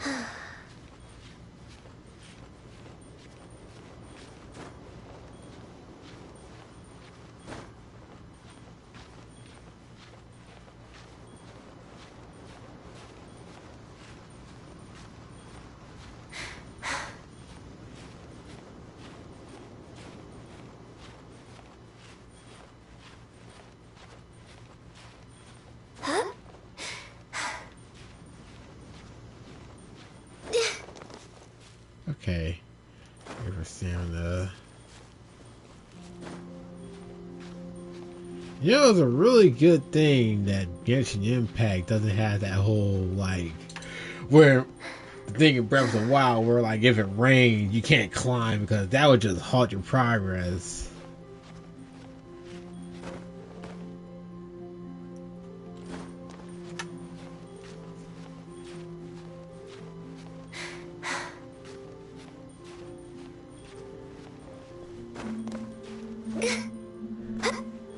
Okay, we're almost there.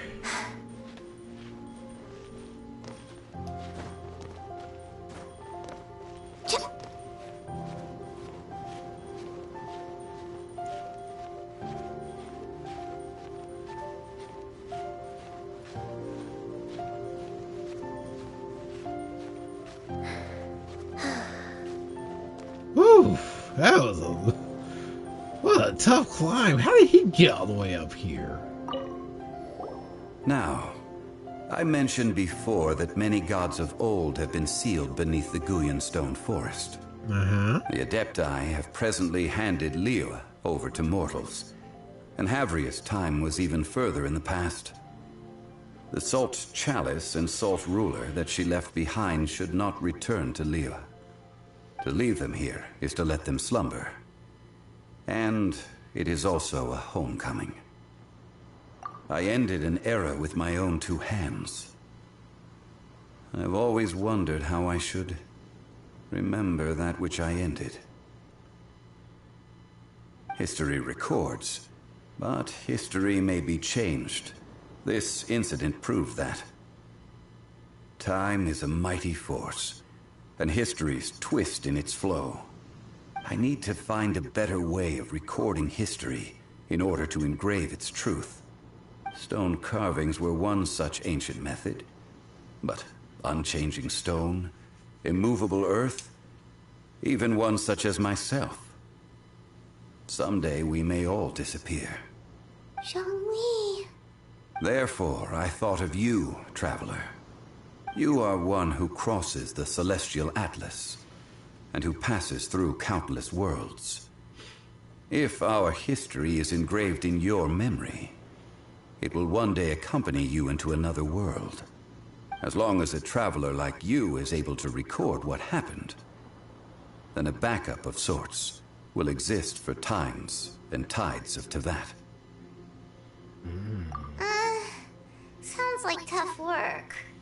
Now then, it is time that we consigned both the Salt Chalice and Salt Ruler to the sea. Huh? Why do we need to throw them into the sea? As I said before, this is the place to which the remnants of many bygone gods are consigned. This includes Osial, Overlord of the Vortex, who the Jade Chamber most recently returned to this ocean prison. Thousands of years ago, the Adepti and I fought against the turmoil that plagued every corner of this land. Guyan Stone Forest, where I sealed many gods with my spears. After so long, naught but folk tales remain. Osial, you and I were foes, but our ancient grudge is but a bygone memory now.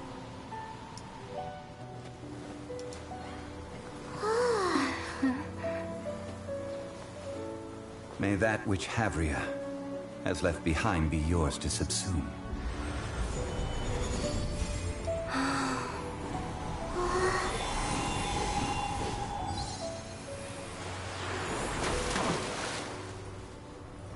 And thus another spark of divinity departs from Liyue. My legacy shall now be left to those who come after to debate.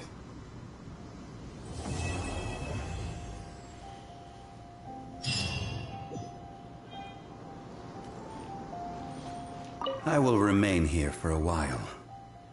I fear that moments of reminiscence like this can only grow fewer. I mean, yeah. We did not measure right and wrong Salt. during the days of the Archon War in the same manner as we do today. Of course, as I am now, I only wish that she could have lived in a gentler time. I will remain here for a while.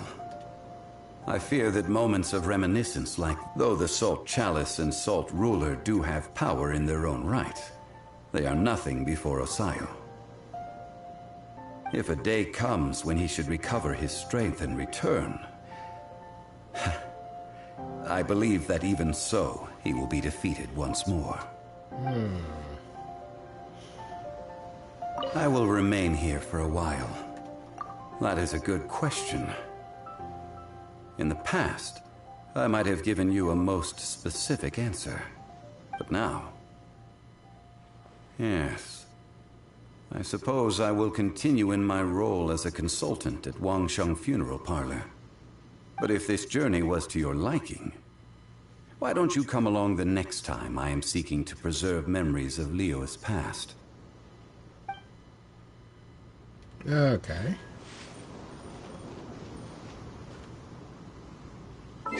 Okay, well, Act 1's done. Hold on. Let's unlock Act 2.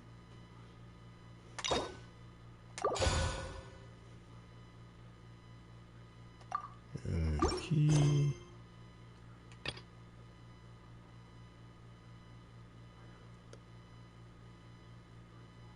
Okay. So Liyue Harbor. Hold on.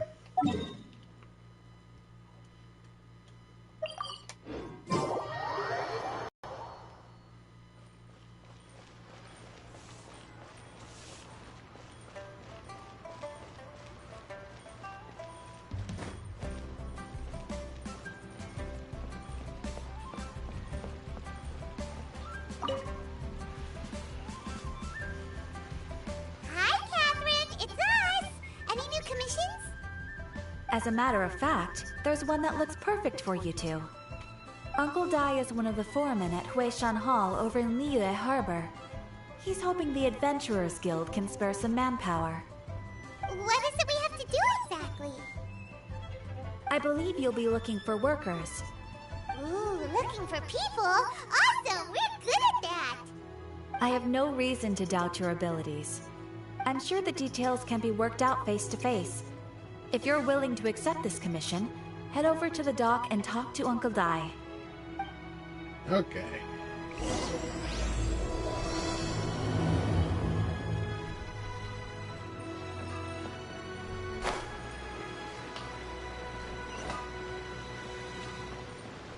Looking for an Uncle Dai.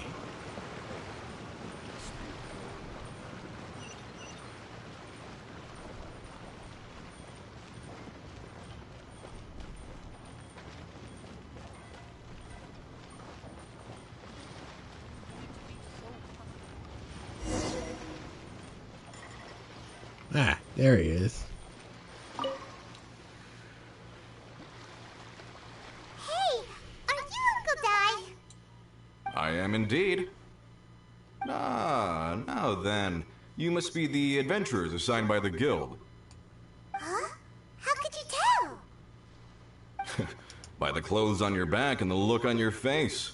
Experienced adventurers at that, I'll wager. Right again! You're pretty perceptive! In this trade, you need a sharp eye for people, not just rocks. Uncle Dai can see what you're made of from a long way off. Alright, my assistant should be arriving soon, so let's just wait here a moment. Woo woo! That's why we're here! Now there's someone else taking a cut? Well, to tell you the truth, this is a very difficult matter. Too much for adventurers alone to handle life here. So there is someone else! Do you think we're not up to the job? It just occurred to me that you don't have all the facts. The incident in question happened in a mine, and it's a little out of the ordinary, to say the least. Mines are dangerous places, as I'm sure you're aware. As such, I've enlisted an industry expert to cover all contingencies. Last time I checked, adventurers weren't experts in ore appraisal or geological analysis. With a professional by your side, everything should run smoothly. Besides, this guy's the best in his field. No matter the rock, he'll tell you its value to the nearest mora at a glance.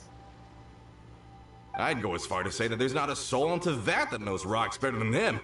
I'd be a fool to not enlist an expert of his caliber. You're a fool if you think you found Teyvat's #1 rock expert. Oh? And why might that be? Because Teyvat's #1 rock expert happens to be a friend of ours. Ha! Didn't expect that, did you? Wait here, we'll go fetch him. I'ma bet Zhongli is listening to the storyteller. Let's head over.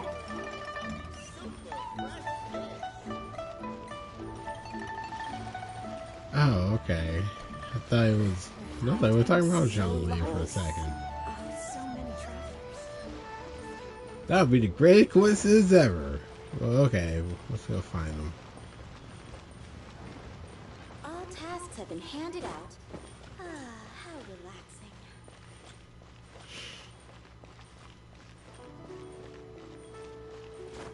Huh?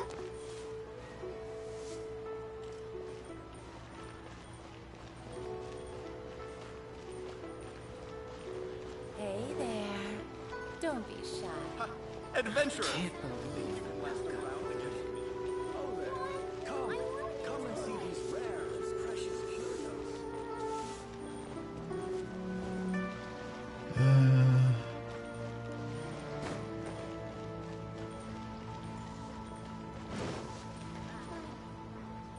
But That's not...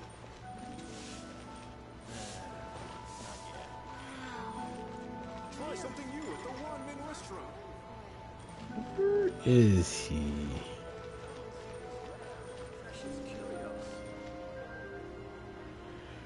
In our last tale, Rex Lapis. Zhongli, there you are! Oh, here for a few tales? I didn't know you two were connoisseurs. Oh, no, we're here for you! Do you have time? Ah, something I'm rarely short of. We need someone who understands geology and ore. Someone who understands geology and ore. Take a look around. Is there anyone in Teyvat more qualified? The requester claims to have enlisted Teyvat's #1 rock expert, but Paimon doesn't believe a word of it. Nobody understands rocks better than you. You appear to have taken his claim quite personally on my behalf. Oh, no. It's just... Uncle Dai doesn't know what he's talking about. Paimon just wants to enlighten him. I see. Well, then it will be my pleasure to accompany you. Really? But I should inform you that despite my expertise, I cannot necessarily claim to be a leading authority. We are at all times adrift in a sea of learning. New knowledge should be welcomed with open arms. Still, I imagine I will be of help to you in this endeavor. If we do encounter an expert, I look forward to broadening my own understandings. Stop being so modest, Zhongli. Well, we got him. Let's head back to Uncle Dai. Okay.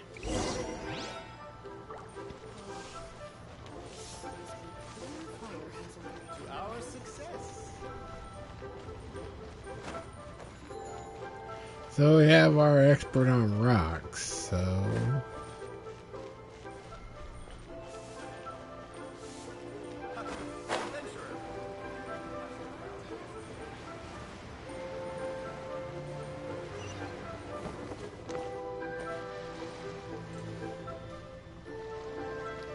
Uncle Dai, we're back! Ah, and this must be the friend you spoke of? Yep. Paimon doesn't know who your rock expert is, but he's got nothing on our guy. Let's not get ahead of ourselves. Still, I do have a claim to some experience in this field. Uh-huh, so you say.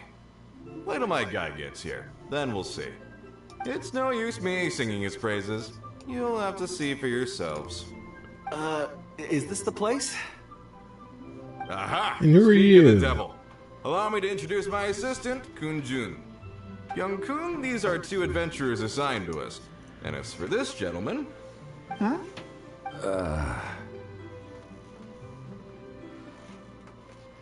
Wangsheng Funeral Parlor's consultant. Mr. Zhongli. I've heard about you. They say you're a man of great knowledge and many talents. I had no idea I'd be meeting you in person today. I'm sure I recognize you. Have we met at the parlor? Wait, I've never been to the parlor. Uncle Dai, aren't you gonna test them? Huh? I wouldn't know where to start. Then they can figure out a way to test each other. If Zhongli wins, he's the assistant. If Zhongli loses... never mind. Zhongli won't lose. A contest? Why, it would be my pleasure. I admire your enthusiasm, good sir. I must say, you certainly have the look of an industry expert about you. It'll be interesting to see which one of us wins. Stop talking the talk and start walking the walk! I'm just saying it like I see it. Which is, incidentally, the only skill I have worth talking about. So you're an appraiser, Mr. Kunjun? Well, no. Actually, I've already forgotten what I'm in Liyue Harbor for. I was standing by the side of the road one day when Uncle Dai called me over. He saw me holding a rock and asked me a few questions. He seemed incredibly excited, even followed me for a while. We arranged to meet here. Huh? How could you forget something like that? I saw him on my way over to Liyue Harbor, poring over rocks and muttering to himself. He looked to be very familiar with them. I asked him a few questions out of curiosity. To my surprise, he knew more than me, an old mining foreman. In any case, he didn't have any pressing matters and agreed to help me. So, do you have a poor memory? Not exactly. Anyway, if it's rocks you need help with, I can most certainly lend a hand. Mr. Zhongli, what do you make of this rock? A glossy exterior, with a fissure that could only have been left in the wake of a volcanic eruption. If I'm not mistaken, this is a rough gem from another nation. Ah, a keen eye. It's no ordinary rough gem. Fragile surface layer, black veining. My intuition tells me that there's high-quality crystal ore inside. Remarkable! This rock does indeed hail from the vicinity of a volcano. I came across it in a market and snapped it straight up. The seller thought it was some leftover industrial remnant. They had no inkling of the treasure that lay within. Okay. Purity and geological rarity alone aren't enough to make a treasure. Some of the most precious crystals contain deposits of water or sand. In the moment of its formation, the crystal hidden within this stone shell captured a pocket of water. For water to be hidden in its depths, like a moon concealed within a mountain, reflecting shafts of daylight that make it through. Now that's a rare treasure. Such a detailed description. Almost like you saw it with his own 2 eyes. Say, you're not trying to hoodwink us, are you? After all, we haven't even seen what's inside yet. Everything he said is true. Most crystals are born in high-temperature environments. Heat and water aren't natural bedfellows, of course, which is why crystals with water deposits are so sought after. Moreover, this particular crystal contains mountain lake water. A rare find indeed. Well, if Zhongli says so, it must be true. I've yet to encounter anyone with a judgment as shrewd as yours, Mr. Zhongli. How did you know exactly what lay within? I've seen many such stones in my time. I recognized it immediately. I hope you didn't mind me flaunting my experience, Mr. Kunjun. Of course not. I feel I've met a kindred spirit here today. I hope you will accept my friendship. Uncle Dai, it would be a mistake for Mr. Zhongli not to join us. Trust me when I say that his level of expertise is unrivaled in the trade. You won't come across another of his caliber in your lifetime. Very well. There is strength in numbers, after all. Everyone, follow me to the chasm. The chasm? There are men counting on you to Wait, follow. we're finally going to the chasm?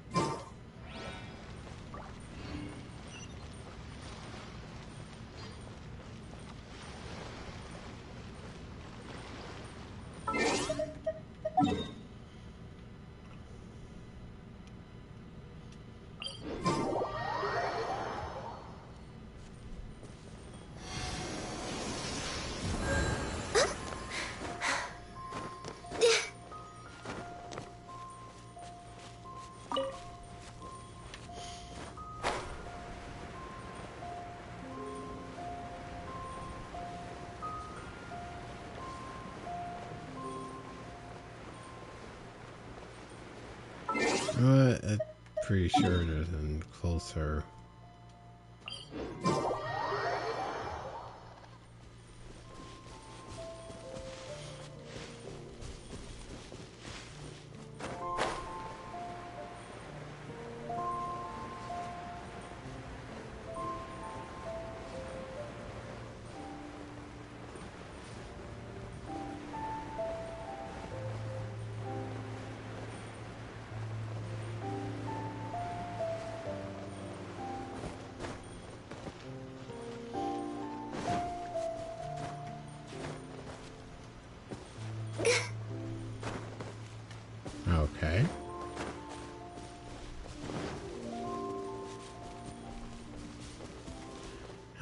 resin do we have?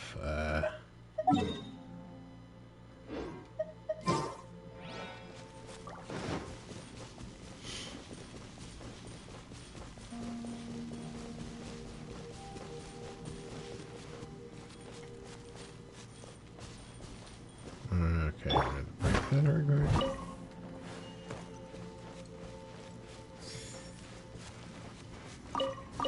You don't mind? Where did my friends disappear to? I tremble just thinking about it.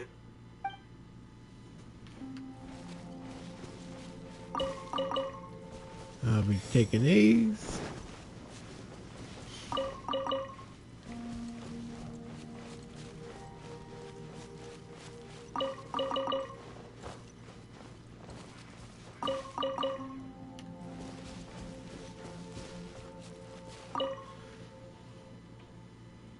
Whoa, this mine is huge.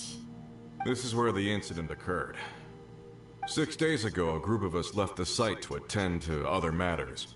When we returned, the 4 men we'd left behind had vanished. I led a team around the entire mine, but found no trace. That's when I decided to enlist help. So 4 miners had disappeared. Yes, there were 10 of us. We lost Long, Bold Sen, Brave Sen, and Mao. I worked with all of them. Workers in this trade are usually young men in the prime of their lives. Could it be that the 4 of them left for another mine? Unlikely. There's no other lodging for miles around, and we didn't pass any other mines on the way over. Huh. Such a huge mine. Did you really manage to explore every corner? Underground, overground. We left no stone unturned.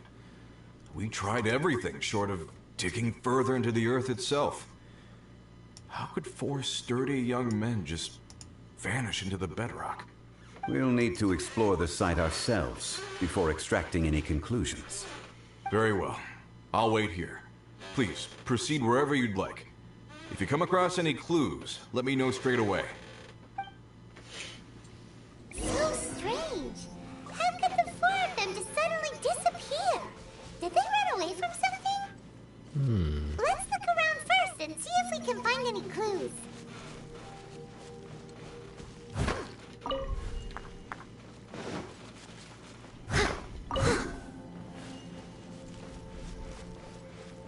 Oh, we're not even at the chasm. We're more like near the chasm.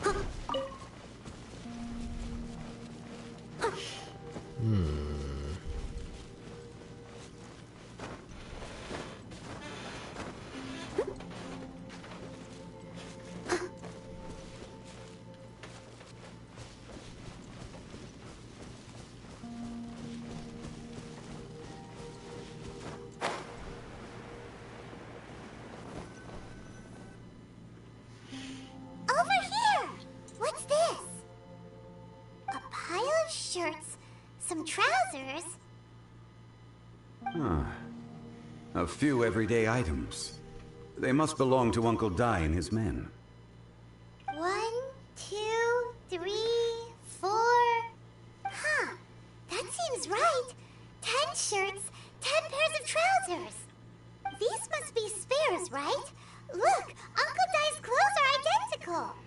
The 4 of them have been gone for 6 days without a change of clothes. There's also a few handkerchiefs and some soap lying around. Oh, and some tool belts. Items for washing one's face before the dawn shift. Mining equipment. So, they didn't take any supplies. Correct. They didn't take supplies. Improbable. There are Already 4 forgot pickaxes missing. It seems likely they left with the tools of their trade. They had time to take their tools, but not their everyday items? Curious. Huh. Why would someone set off with their tools, but leave their luggage behind? 1, they were working close by and didn't need to move their personal effects. But seeing as they've yet to return, this seems an unlikely hypothesis. Or 2, they were forced to leave and had no time to think about their supplies. Forced to leave. By who? Or what? It's certainly a possibility. We'll need more clues before any further inference can be made. If they didn't leave, maybe they were made to leave. Let's make a note and let Uncle Dai know. Mm-hmm.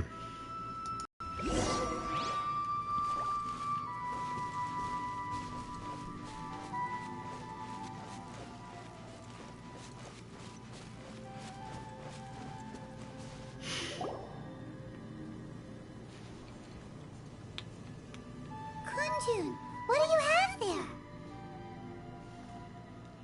Oh, right on time.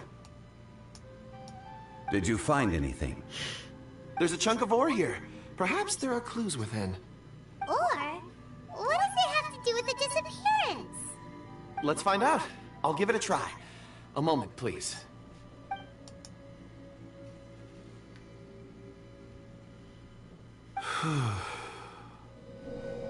Okay.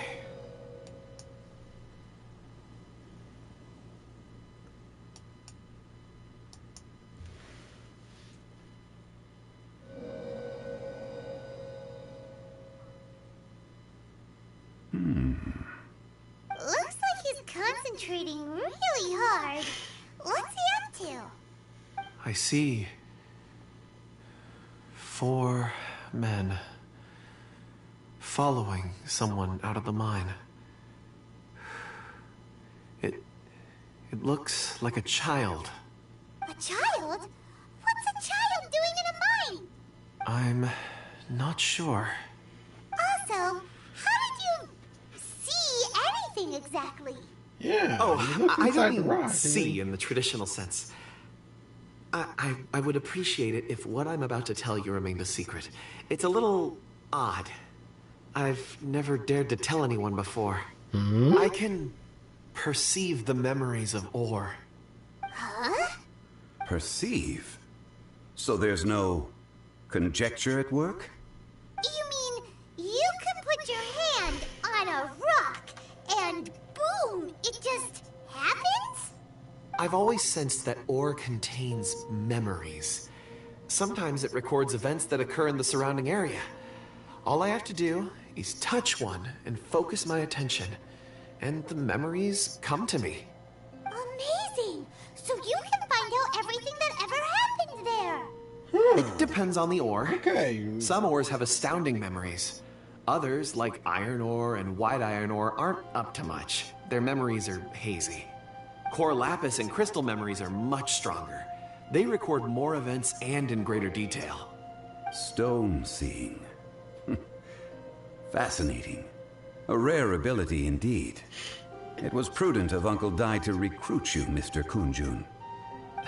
I'm glad I could be of assistance. You're actually kind of Based on what I useful. saw, I believe they followed this path. This will take us Wait, north, does away he from the have a mine. vision? That's probably why he's able to like Another clue for Uncle Dai. see the Let's make a note memories of it. of ores. Okay.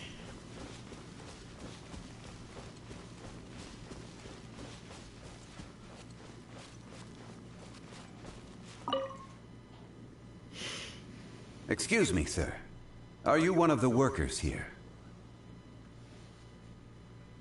Ah, yes, yes. You must be here about the disappearance. Please find them if you can. I don't know what happened. The weather was gloomy that day. The foreman left with a few men. I stayed behind with the other 4. After a while, I decided to take a break, just to catch my breath. I ended up falling asleep in the shelter inside. When I woke up, there was no sight of them. I'd only just been speaking with them and suddenly they'd vanished. Maybe I'm next. So the men that were out working disappeared, with the only one left to tell the tale having been asleep in a shelter. Perhaps an accident occurred on site.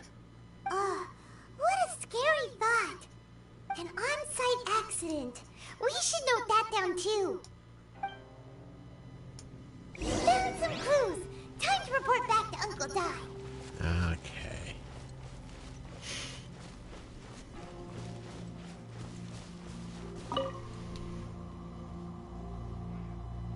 You're back.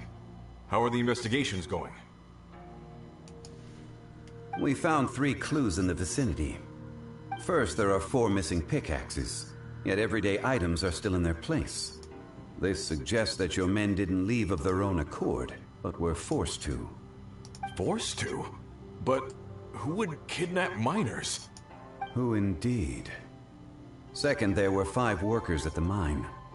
One of them left the site to take respite. When he awoke, his colleagues had disappeared without a trace. Those who kept working all disappeared. The one who left early emerged safe and sound. It would appear that the incident occurred on site. Now that you mention it, I recall Bravo saying that he took a break. Could someone have entered the site and simply walked away with them? This leads me to my third point. Mr. Kun-jun here made good use of his expert techniques to arrive at a conclusion. It was a child that took your men away. A child? But there are no settlements here for miles around. There's no way a child would have made it over to the mine. Unlikely as it sounds, that's our conclusion. Your men were following a child. Where did they go? We believe that they followed the road north, away from the mine and toward the ruins. North? Right. I'll rally my men and head in pursuit. You've been invaluable to the investigation, but leave the legwork to us. If we set off now and make haste, we might be able to catch them. Not so fast. The incident occurred 6 days ago. Even if they set out on foot, they will have covered a lot of ground by now. You're right. New plan. I'll lead my search party over to the settlements further out and make some inquiries. There are only a few settlements around here with lodging for the night. We'll go investigate and see if we can come up with anything. In the meantime, you could keep looking for clues. If we don't see each other, let's reconvene at Wangshu Inn tomorrow evening. Agreed. All right. Me and my men will get going.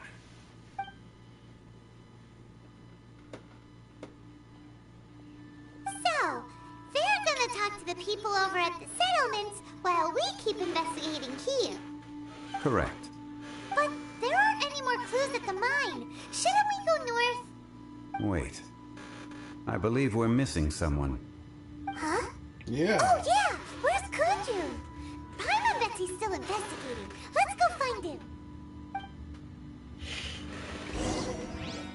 Okay. So where did Kunjun go? Oh, there he is.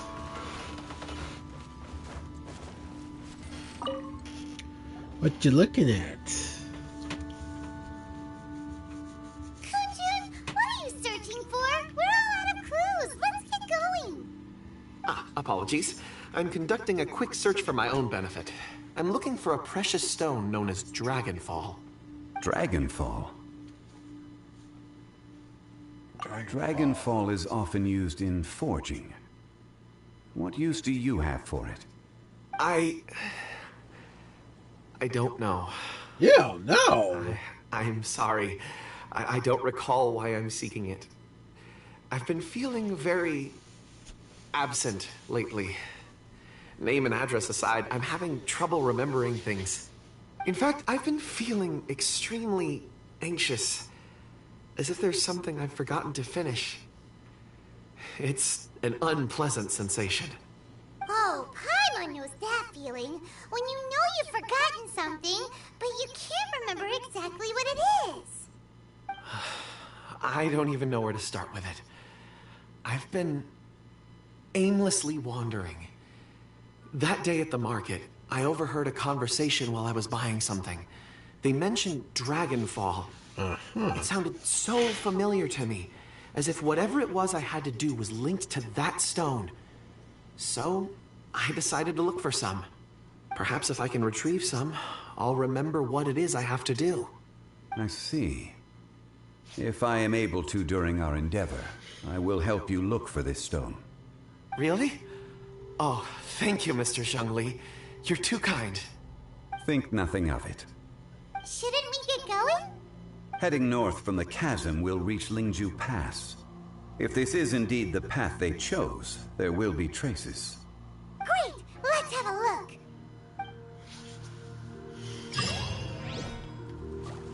Hold on, I got some mail. Says what the wind. Oh,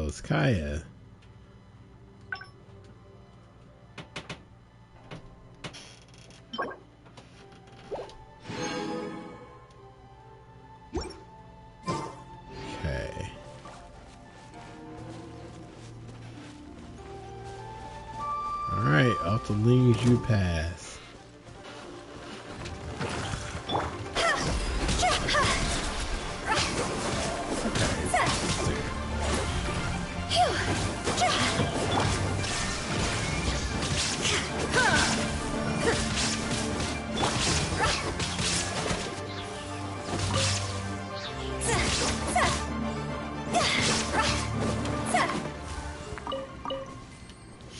Okay.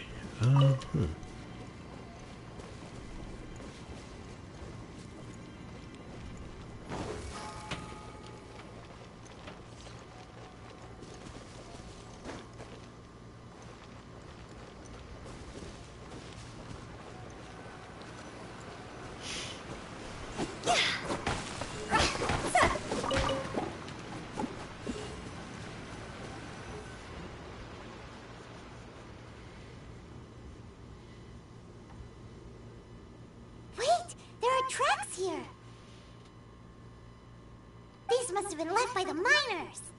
Let us make our way to the end of Liyue Pass. If there are no footprints there, it would suggest that the miners are still within the pass itself. However, if we find new tracks, we can follow them wherever they may lead.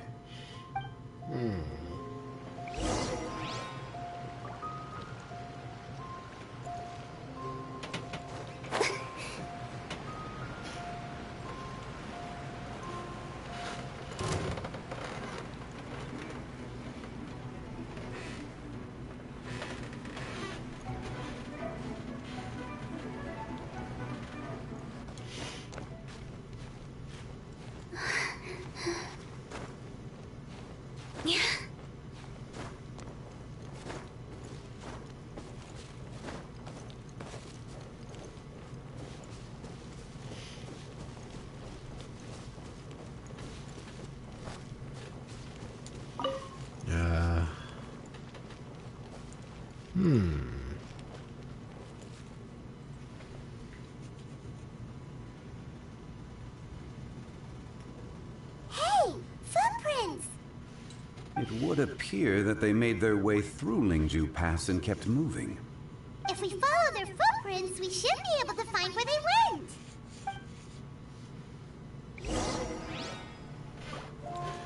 Okay.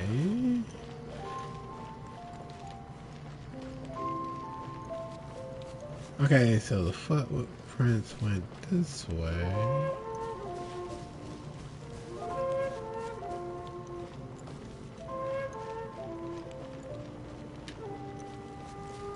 Okay, alright.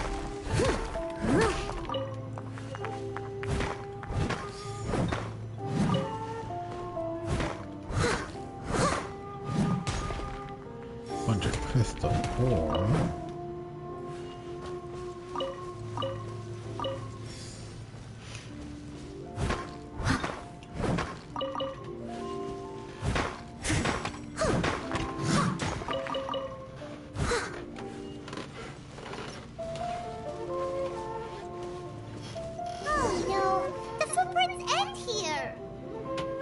We should inquire with anyone nearby. If the miners came through here, they may well have seen them.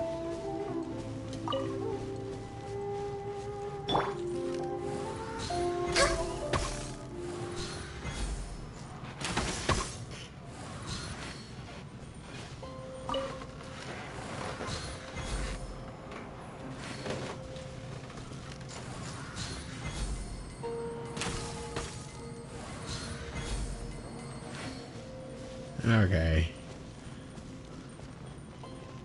Hi there! Have you seen anyone dressed like a miner around here? A miner? I'm afraid not. Let's try someone else.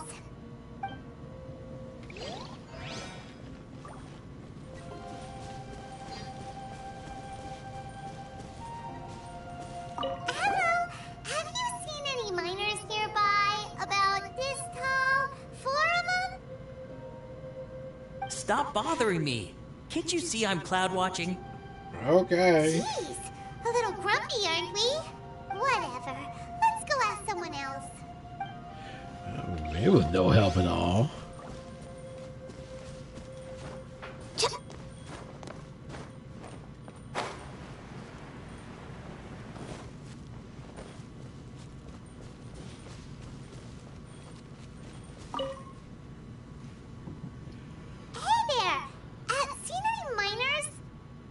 It must have been about 4 or 5 days ago.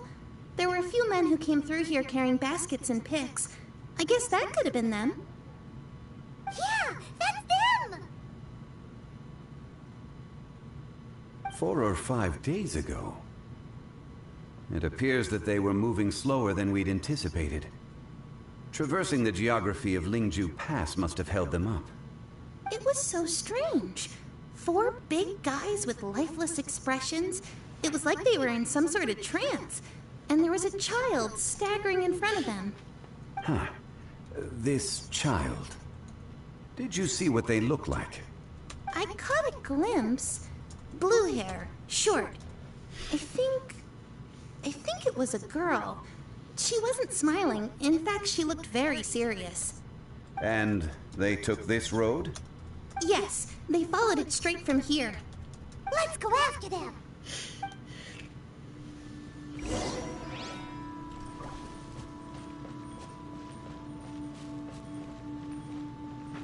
Next on the agenda. Oh, hello. Access denied.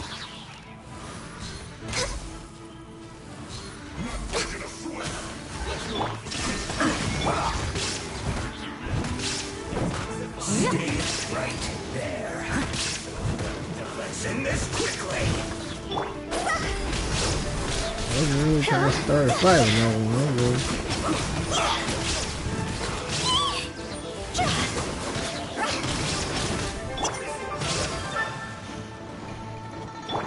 Born of ice and frost. I slipped up.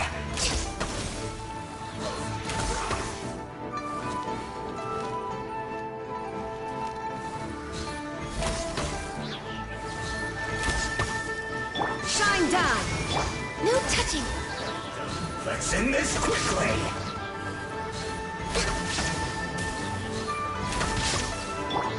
Steady as stone.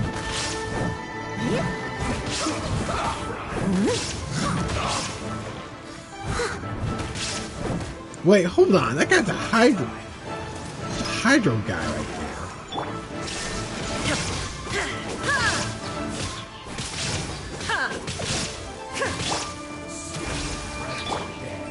Inazuma shines eternal.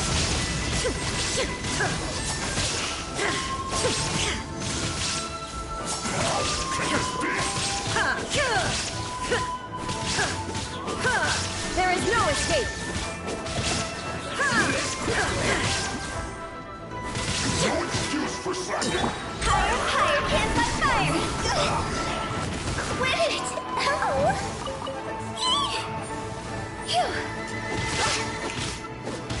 No touching.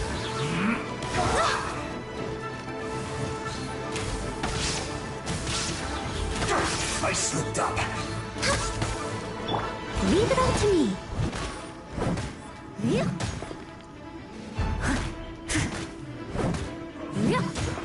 Illusion shattered.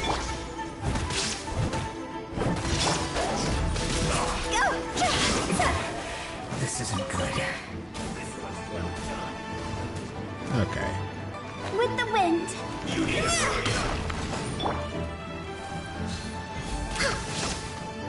Roasted fry. Shine down. Steady as stone. Time to clean up.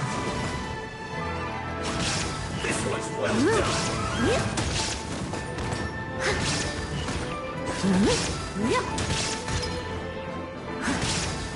You need to hurry up. Roasted fry.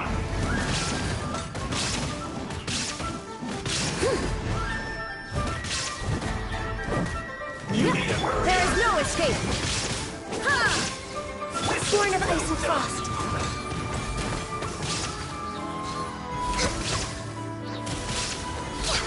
You need to hurry up.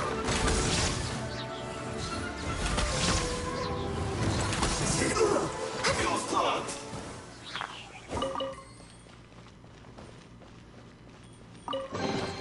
Perhaps whoever left these behind was also fulfilling a contract. Okay.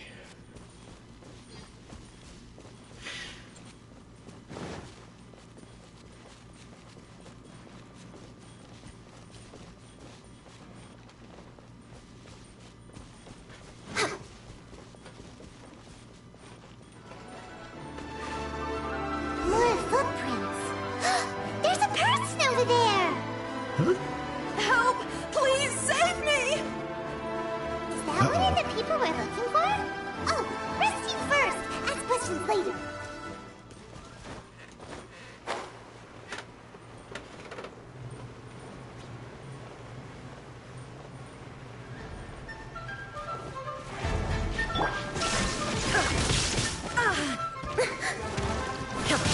Torn to oblivion!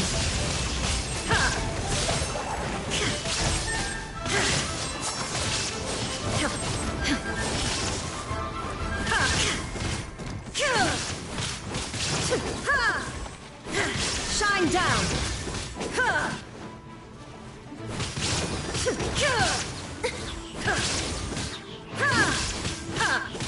I must leave no stone unturned.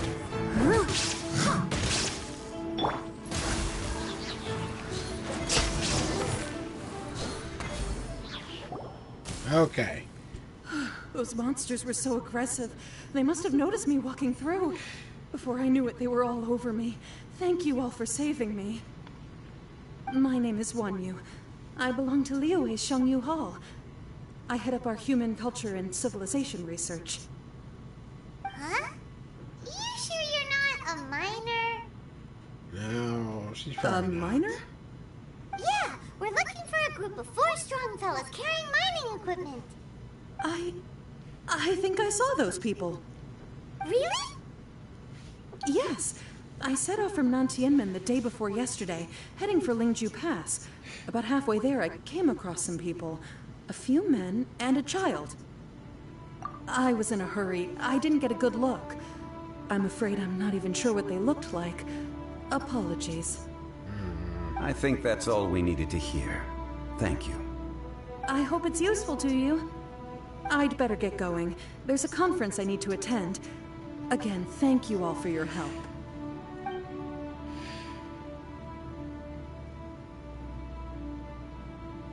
According to the scholar, the miners were heading for Nantianmen. Can we be absolutely sure that it was the men that we're looking for? A child with a group of adults. Sounds pretty close to Paimon. What? Hey, perhaps that rock over there can tell us more. Aha! Paimon nearly forgot about our secret weapon. It looks promising. I'll do my best.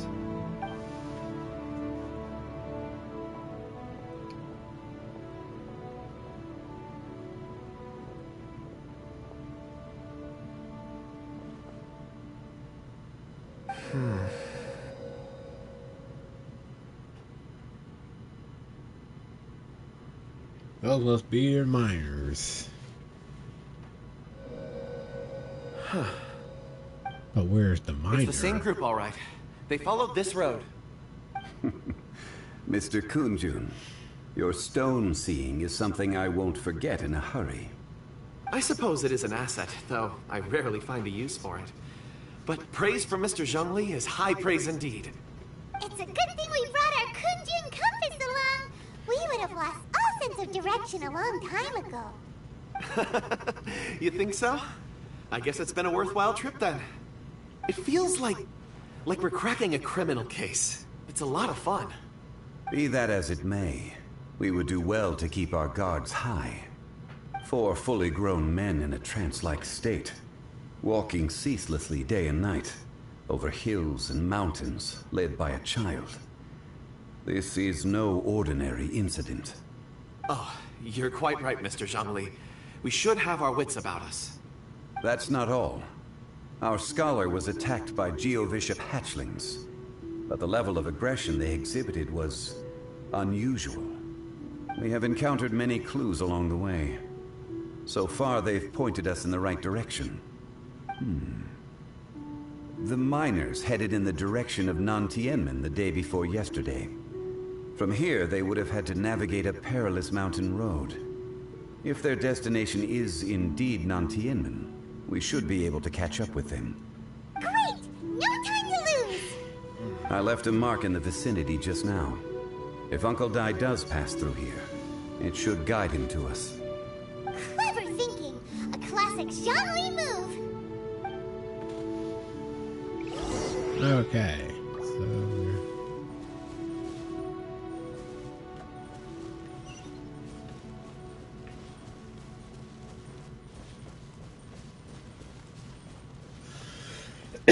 okay, so...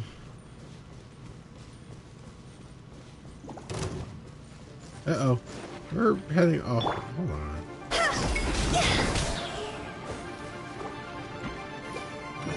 That one died.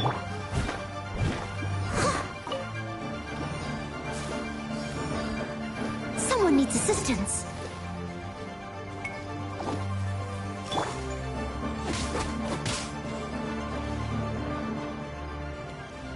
Time to go!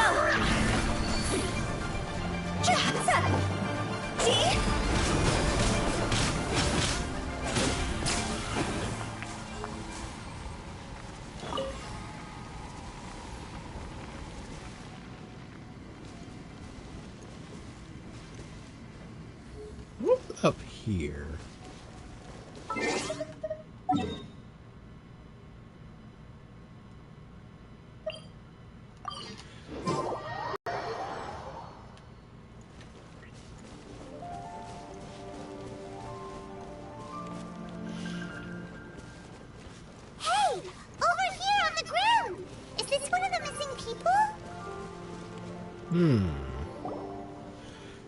There's a basket lying here, too. This must be one of the miners. What happened here? He's out cold. Can you hear us? Judging by his appearance, he must have collapsed from exhaustion. Should we wake him up? I can still dig. Sounds like he's whispering something. It seems that he thinks he still has work to do. Something's not right. There's a camp nearby. We should take him there and monitor his condition before deciding our next move.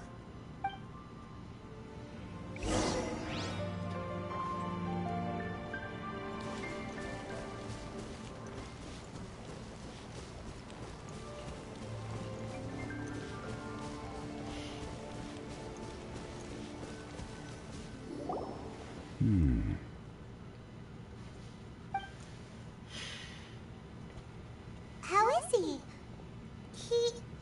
He won't die, right? He's worked himself into a stupor. Thankfully, he's not in serious danger. Hyman heard him talking about digging for something. Did he dig himself into this state? It's certainly a possibility. It looks like there's something in his pocket. Are these ore fragments?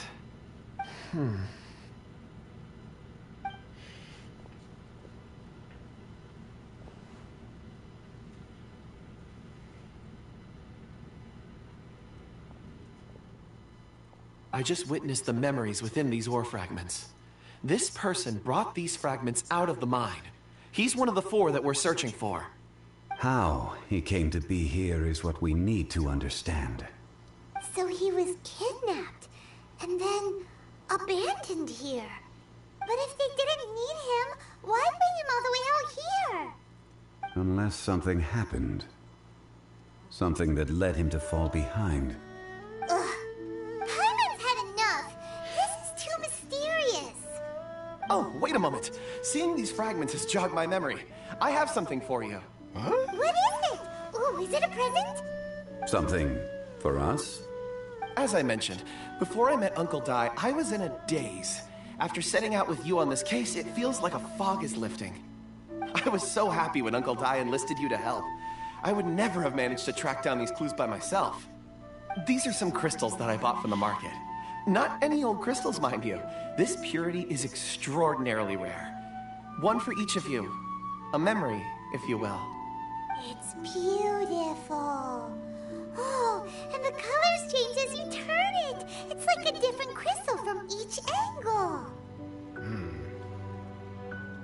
But of course, take it. And this one is for Mr. Zhongli. Huh? Is something wrong? Not to your liking? On the contrary.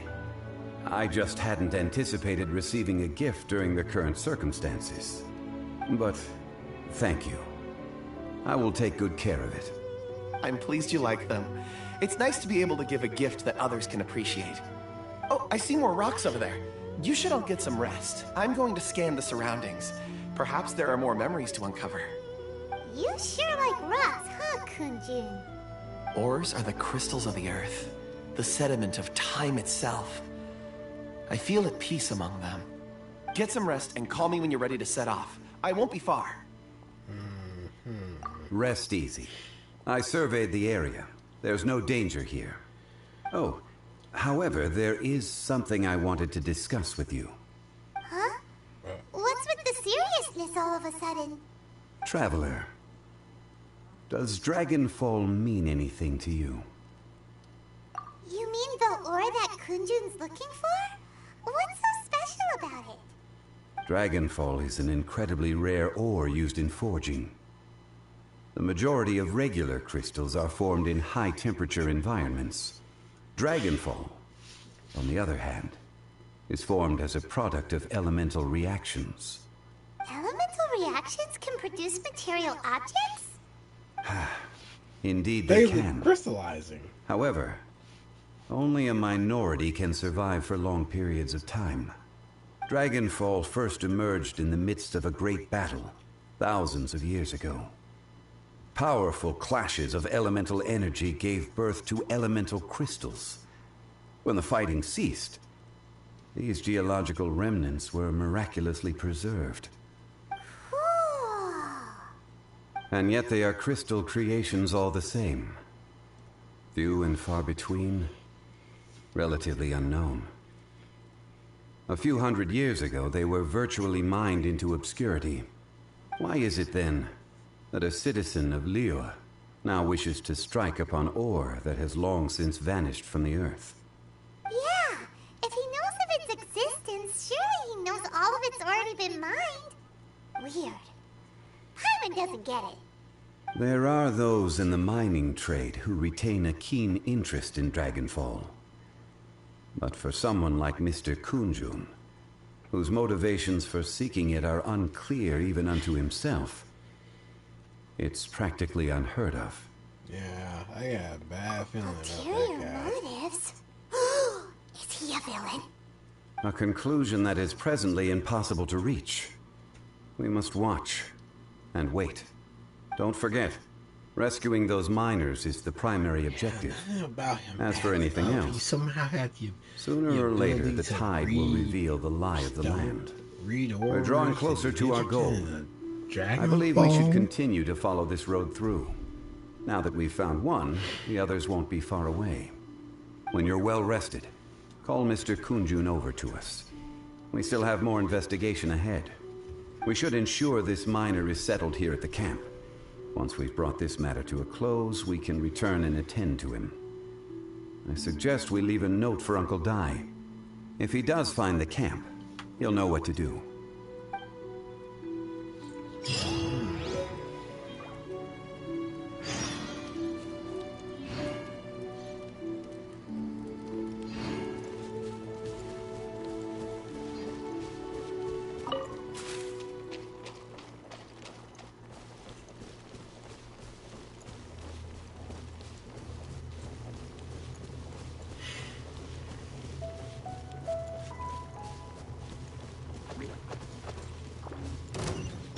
Leave it all to me. Yeah.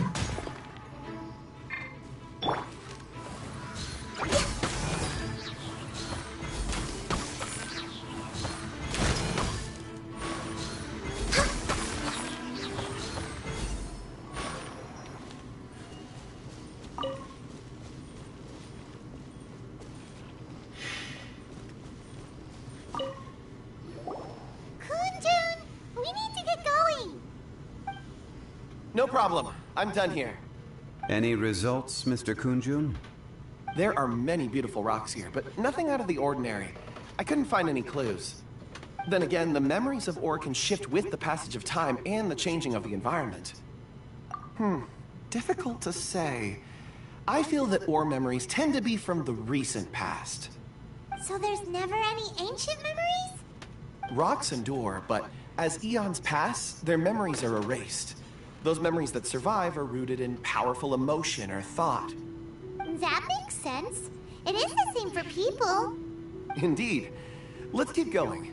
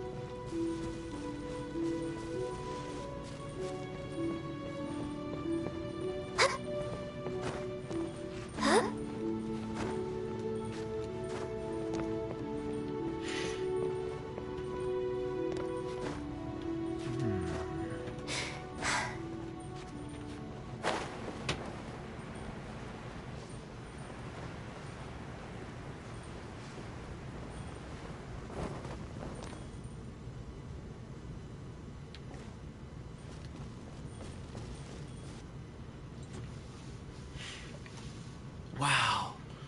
Such an immense tree. It's a weird looking tree, and too. there's so many mysterious looking crystals up there, too. Amazing. This ancient tree. Let's conduct separate investigations. I'll take that area. Perhaps you could survey this section. All right, then. Kunjun, can you see anything worth investigating? Well, there is this stone tablet here. Doesn't seem very interesting. Paimon's gonna look over there. Huh. It's worth a try, surely. Let me see.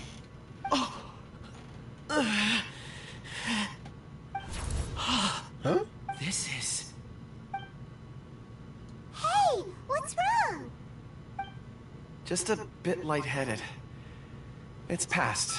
Nothing to worry about. Not yet.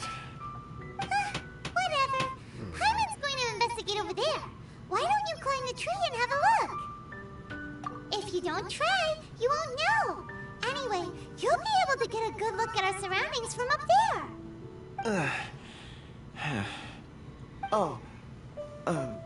You think so? When has Paimon ever come up with a bad idea? All the time. Paimon can fly. All right, Paimon will go. In fact, you just did it right All now. of you, come here. You asked me to climb up that tree. Zhongli's voice came from behind the tree. Did he find another clue? Quick, let's go see. Maybe he found another miner.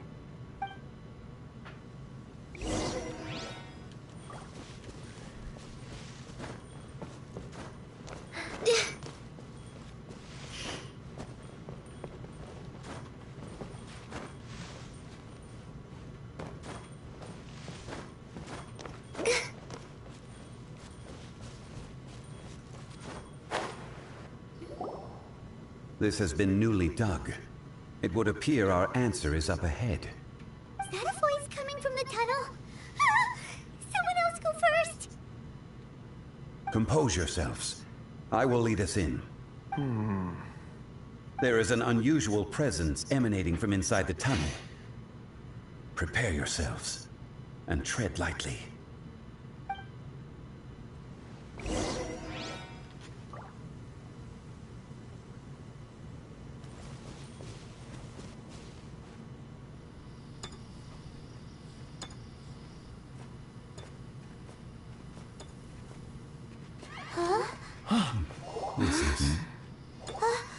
The missing miners are here. The miners.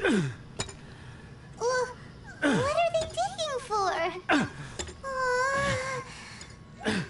I'm afraid that this whole tunnel is the fruit of their strenuous labor. And what is that door?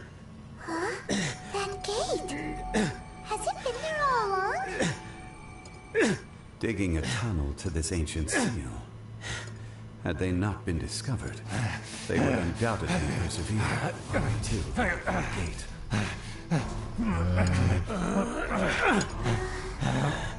So behind the seal first.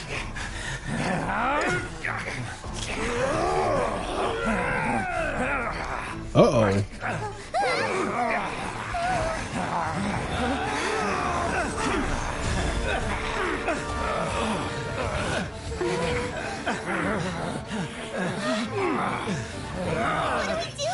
We can't hurt them.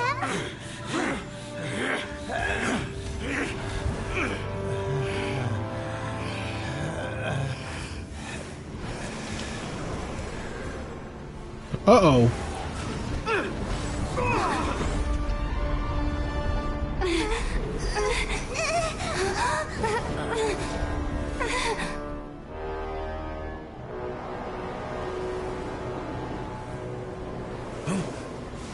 The door just opened. That's no good.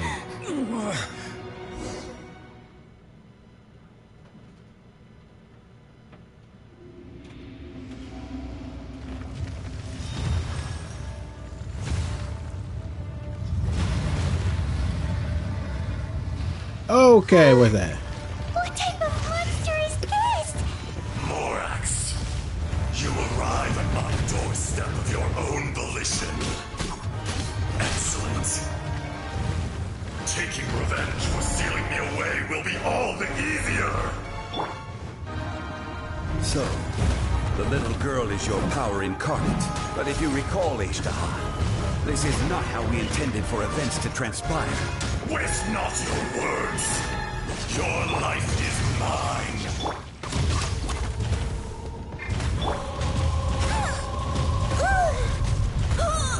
Shoot.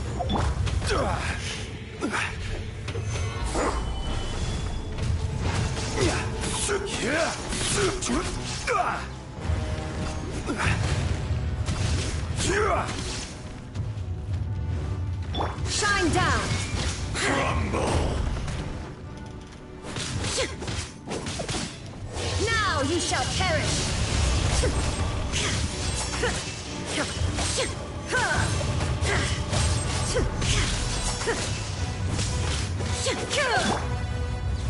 Solidify. From rock to dust. Sooner or later.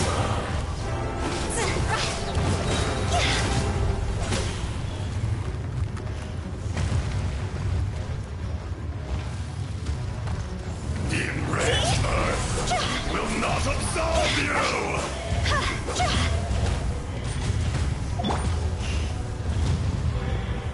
Solidify. Leave it all to me.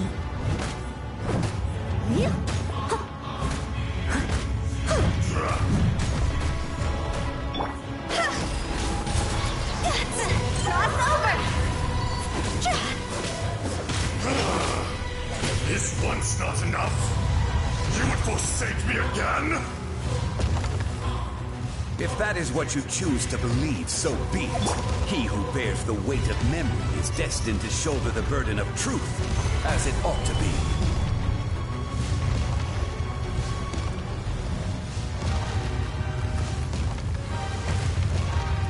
There you are.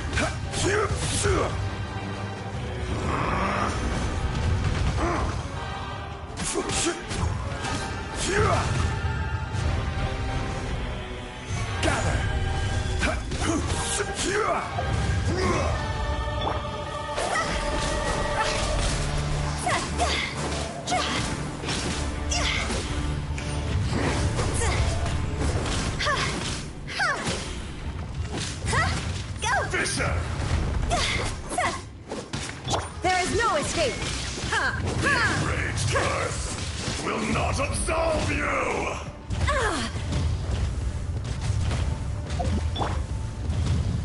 Stabilize.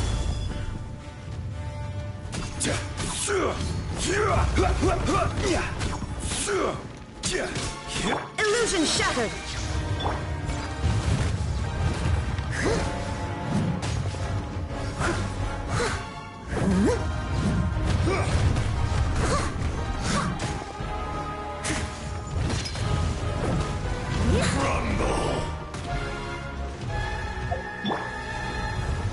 Solidified!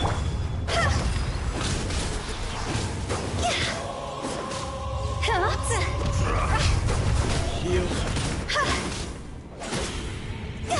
Morax! You think you can destroy me?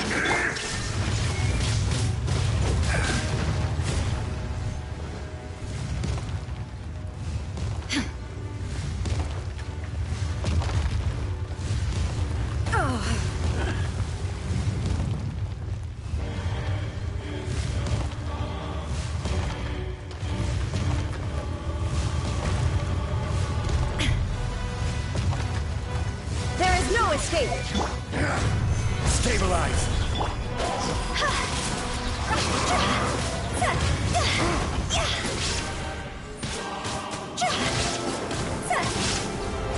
Time to go!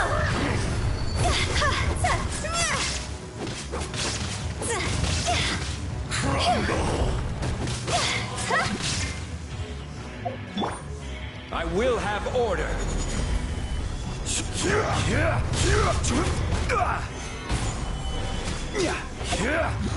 Shine down!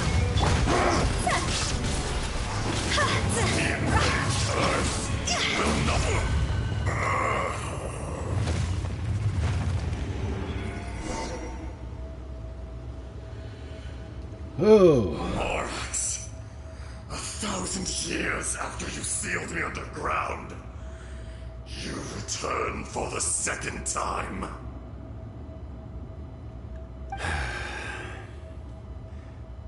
You should call it by its name, Ashtaha. Fate. Fate? Fate?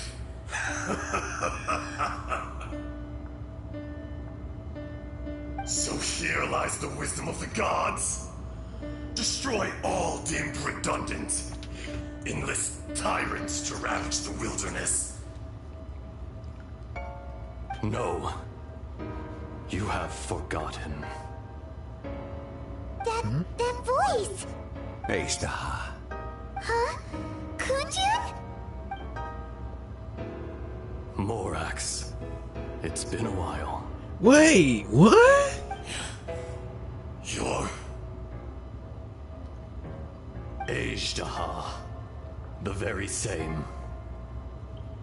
During the battle, you imbued us with your power. Yes. It was all I could manage. Wait.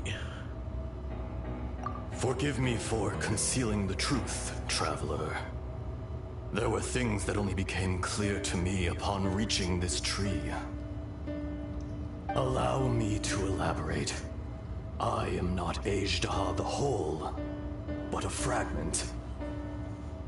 Heaven and earth, yin and yang, opposing forces. You can consider the existence of me and the Ashtaha you see there to be a reflection of such polarities. We are a schism of the will of Ashtaha. So there are two Ashtahas? No, it can't be. That's impossible. When the seal loosened, your power manifested in this world as a child. With this new identity, you were able to vent about the forces that suppressed you. But would anyone listen? Would they even care? That's when it occurred to you. The loosening of the seal constituted an opportunity to strike back.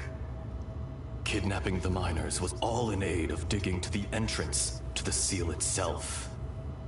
Your plan was to launch an attack on both ends, from outside and within, thereby fully destroying the seal.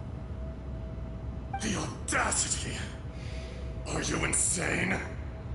If you truly are a part of me, how is it you find yourself standing on the side of the betrayer?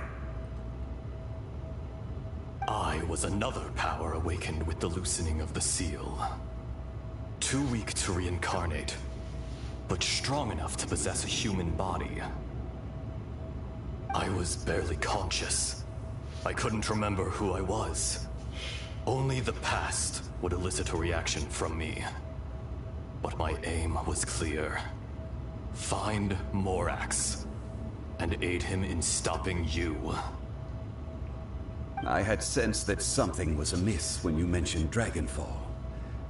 Had your power been but a little stronger, I would have recognized you. Don't blame yourself. I have changed beyond all recognition. Only when I touched the stone tablet did I truly remember. It's been so long. A secret beyond all comprehension of youthful humanity and ancient dragonkind. Morax, do you want to tell the tale? There would be no harm in it. The decision is yours. You haven't changed. Then allow me. Ajdaha was once a friend and ally of the Geo-Archon Morax, with a lifespan far exceeding that of mankind. However, that which is derived of the Earth is no more or less than the Earth itself. The memories of rocks do not last long. Those memories that survive are rooted in powerful emotion. But as time passes, so these memories fade into obscurity. Erosion is the world's greatest destroyer of memories. Erosion ground Ajdaha's consciousness into oblivion. Slowly, he forgot the face of his old friend, and his memories of defending Liyue Harbor disintegrated. Ajdaha, now incomplete, became irascible, aggressive. What would you expect? It was humanity that attacked the ley lines that sustained me. This much is true, which is why you attacked the chasm, why you waged war against Morax. In the beginning, in order to open up new territory and increase production, the citizens of Liyue came to the mountains to mine. Overexploitation caused the ley lines to quake, which brought untold suffering to us. Erosion made us even more savage. No matter how we struggled, we lost the ability to coexist with humanity. We lost all reason. Morax shared with us some of his power to prevent further erosion, but it was futile. Everything returns to dust. It is the natural order, an unstoppable force. And so, we became you. And from your will, I emerged.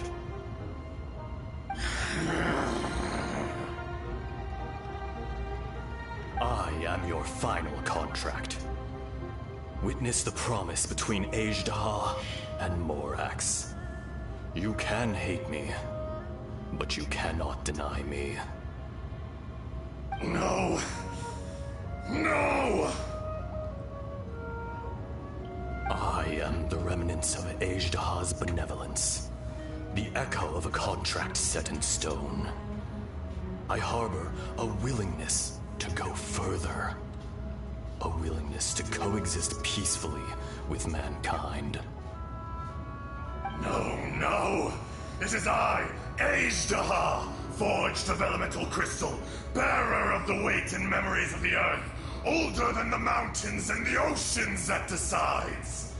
I will not swear allegiance to this insect. Morax is not an insect. A lord over insects is nothing but an insect in turn. You forgot yourself. Nobody held Morax in higher regard than you or I. That which you have forgotten, I hold here in my heart. If you are the memory of the Earth, then I am the memory of coexistence. Of coexistence with humanity. All powers under heaven, rise and fall of land and sea. A star appears within the wild. A sun ascends as bright as jade. Strange. What is this feeling? And all this? You are spent, and I will soon disappear. Before I do, heed these words. In the wilderness, snow falls on a spring day. In an instant, it will melt. Even where it is fleeting and leaves no trace. Even where it will never fall again. No! That isn't true! I don't accept this as fate! Perhaps it isn't, but it remains an inevitable misfortune. More acts! The little girl vanished! She wrote it? Are you satisfied, Ishtar? I had to make amends. Satisfaction had no part in it. So, Morax, you call yourself Zhongli these days? Oh, that was a lot. I do. Well, I'm afraid old habits die hard. To me, you're Morax. As you please.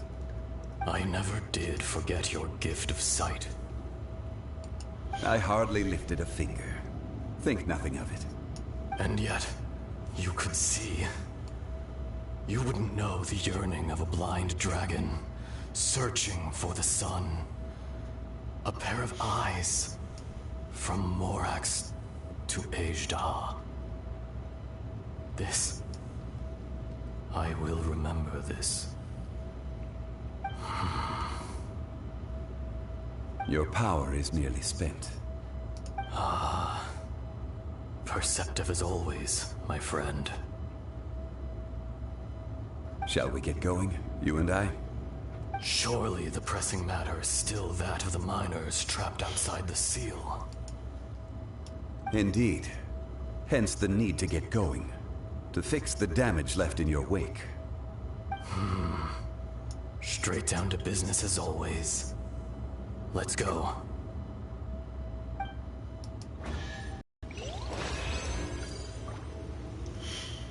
Okay.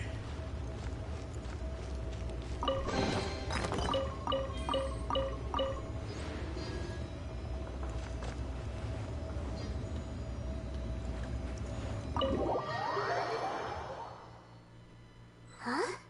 How did we get here? We need to go back and check on the miners!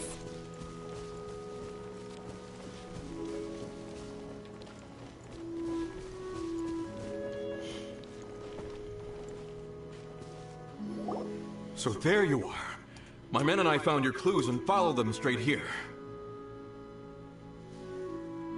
We found Mao in a tent at the campsite unconscious. It seems he'll be okay. Sadly, we found no trace of the other three. Huh? Young Kun, what is... Nothing. Pay it no mind. Those three miners are over there, in that cave. Cave? What happened? They're exhausted, but not in danger. Don't worry. Right. Well, thank you, all of you. I better go and see how they're doing. So you're taking them back to Liyue Harbor? That's right. Can I come with you? No problem. You rescued my men. I'll be happy to assist all of you in any way I can. I'll be back soon. I need to assess their condition. Kunjun, we should be calling you Ejda. You're coming back to Liyue Harbor too, right? Not I. Merely this body. Once I'm gone, the true owner will accompany the miners back to Liyue. Kunjun hails from a family of famous artisans. He too will be famous in time.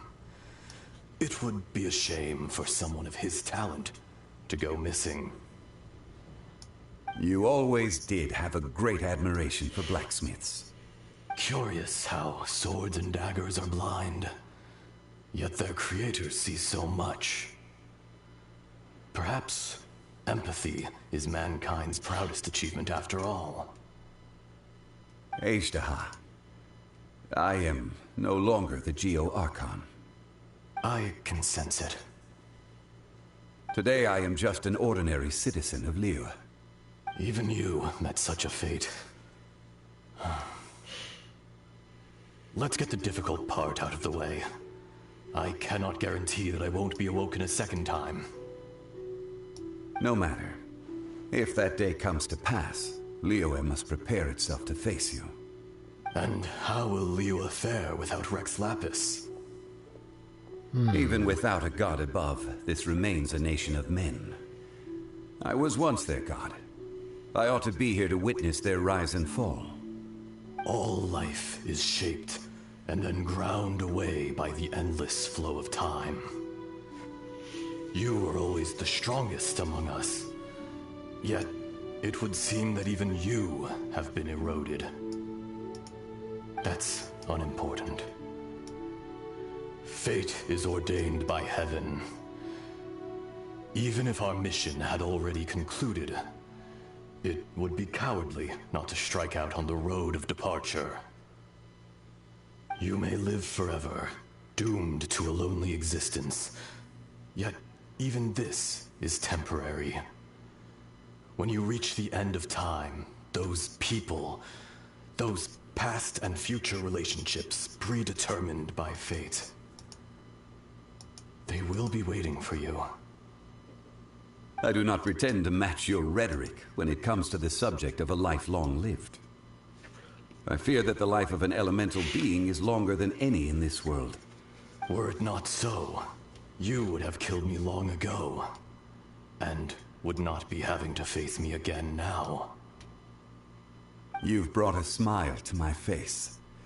When all is said and done, a reunion between old friends is an auspicious occasion. That day in the chasm, did you hesitate? A heart of stone is a heart nonetheless. But I am the god of contracts, and was for a time a god of the people of Liyue. You chose justice, but did not forsake your kindness. You came to me not as an assassin, and so I was willingly sealed away. The movements of the Earth Dragon can tremble the earth and shake the heavens. With your abilities, even at my full strength, I struggled to confront you, let alone seal you away. Hence my inception. Do not forget that I was there with Liyue's founder. The face may have changed, but the content of the contract remains intact. Old friend, god of contracts. Oh, so I hereby honor our agreement. Thank you, Ejdaha.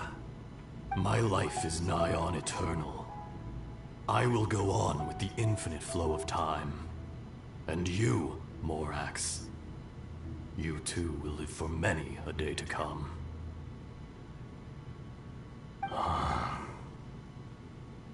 You're leaving? If it is fated, Morax, we will meet again.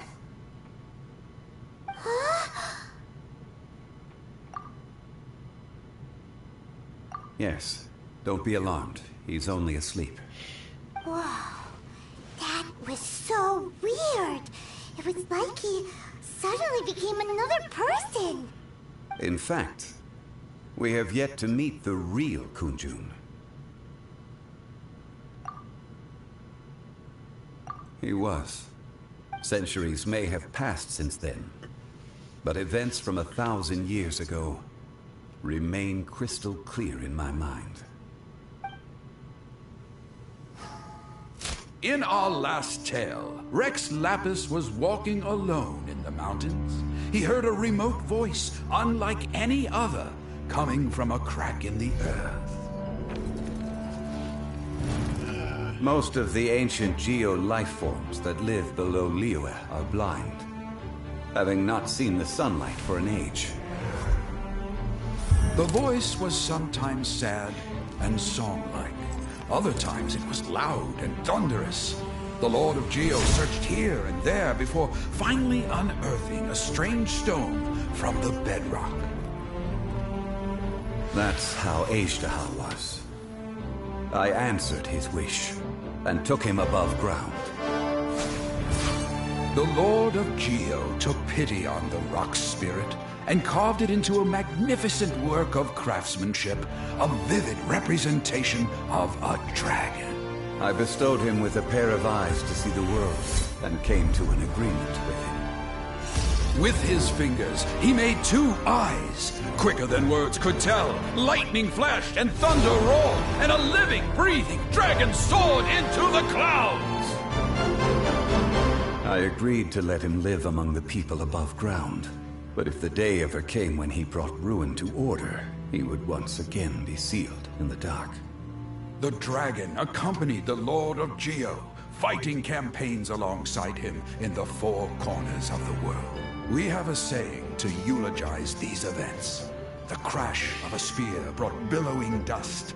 The mountains and waters made way at the sound. The sight of a dragon bestowed with a touch the promise of rainwater blessing the ground.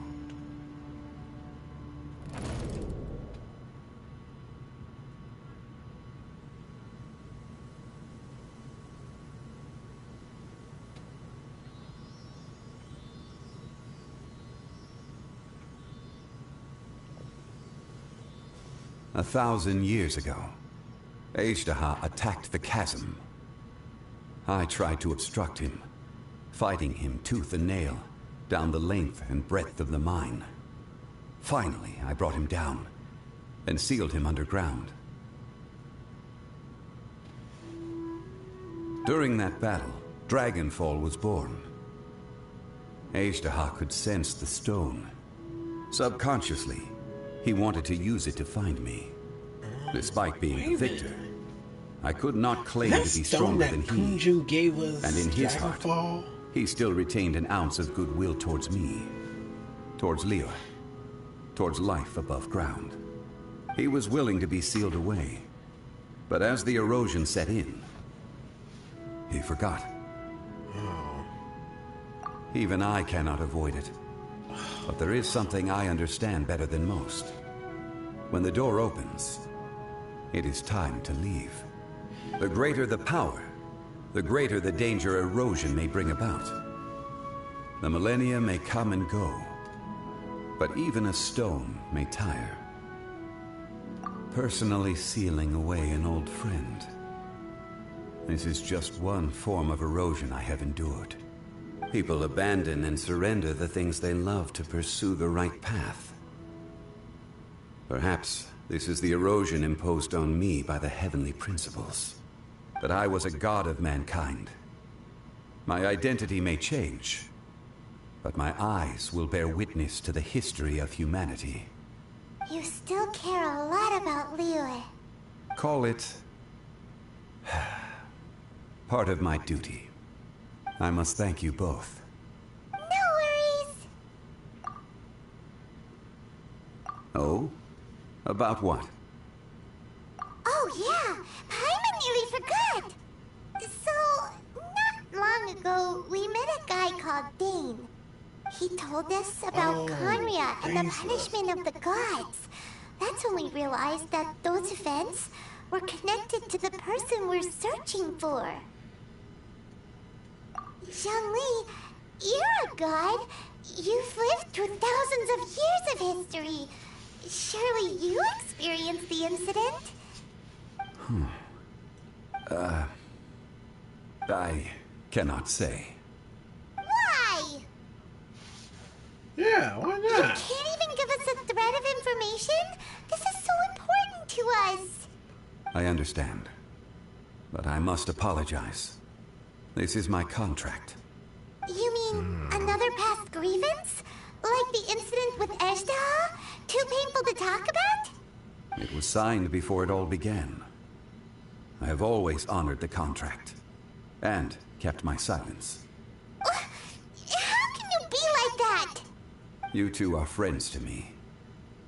I can assure it brings me no pleasure to disappoint you. But as the god of contracts, I cannot go back on my word. Would you be ready to find out? It appears your understanding of this world continues to grow. There are many events of ages past, many secrets that lie hidden. They have been eroded by time, forgotten by the people, abandoned. But you are capable of finding them and bringing them into the light. Those who come to witness will witness. Those who are born to remember will remember. If you take the same road as that person, there may be more difficulties ahead. But as long as you firmly believe that you are on the right path, everything has meaning.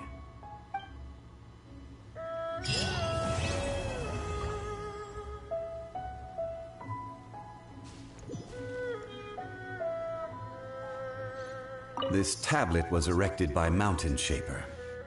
It names Ejdah as a terrible dragon, and serves as a warning for later generations to stay away from this place, from the seal. It's a shame. There is a fine line between good and evil. If the good and evil within him could be summarized in a single sentence... Well, never mind.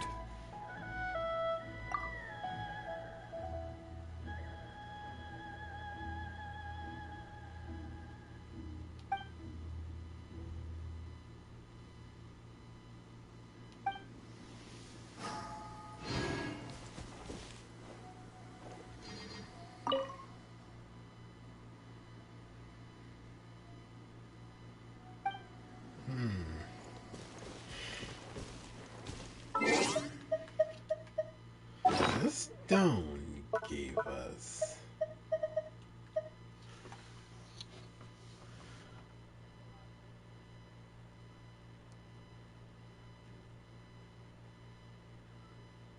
Yeah, this has to be Dragonfall. Oh, okay. That's it for Zhongli's character quest. As for Shadows Amidst Snowstorms, Act 2, I think that's going to be like a upload. Alright. Thanks for watching, and I'll see you on the next one. Take care.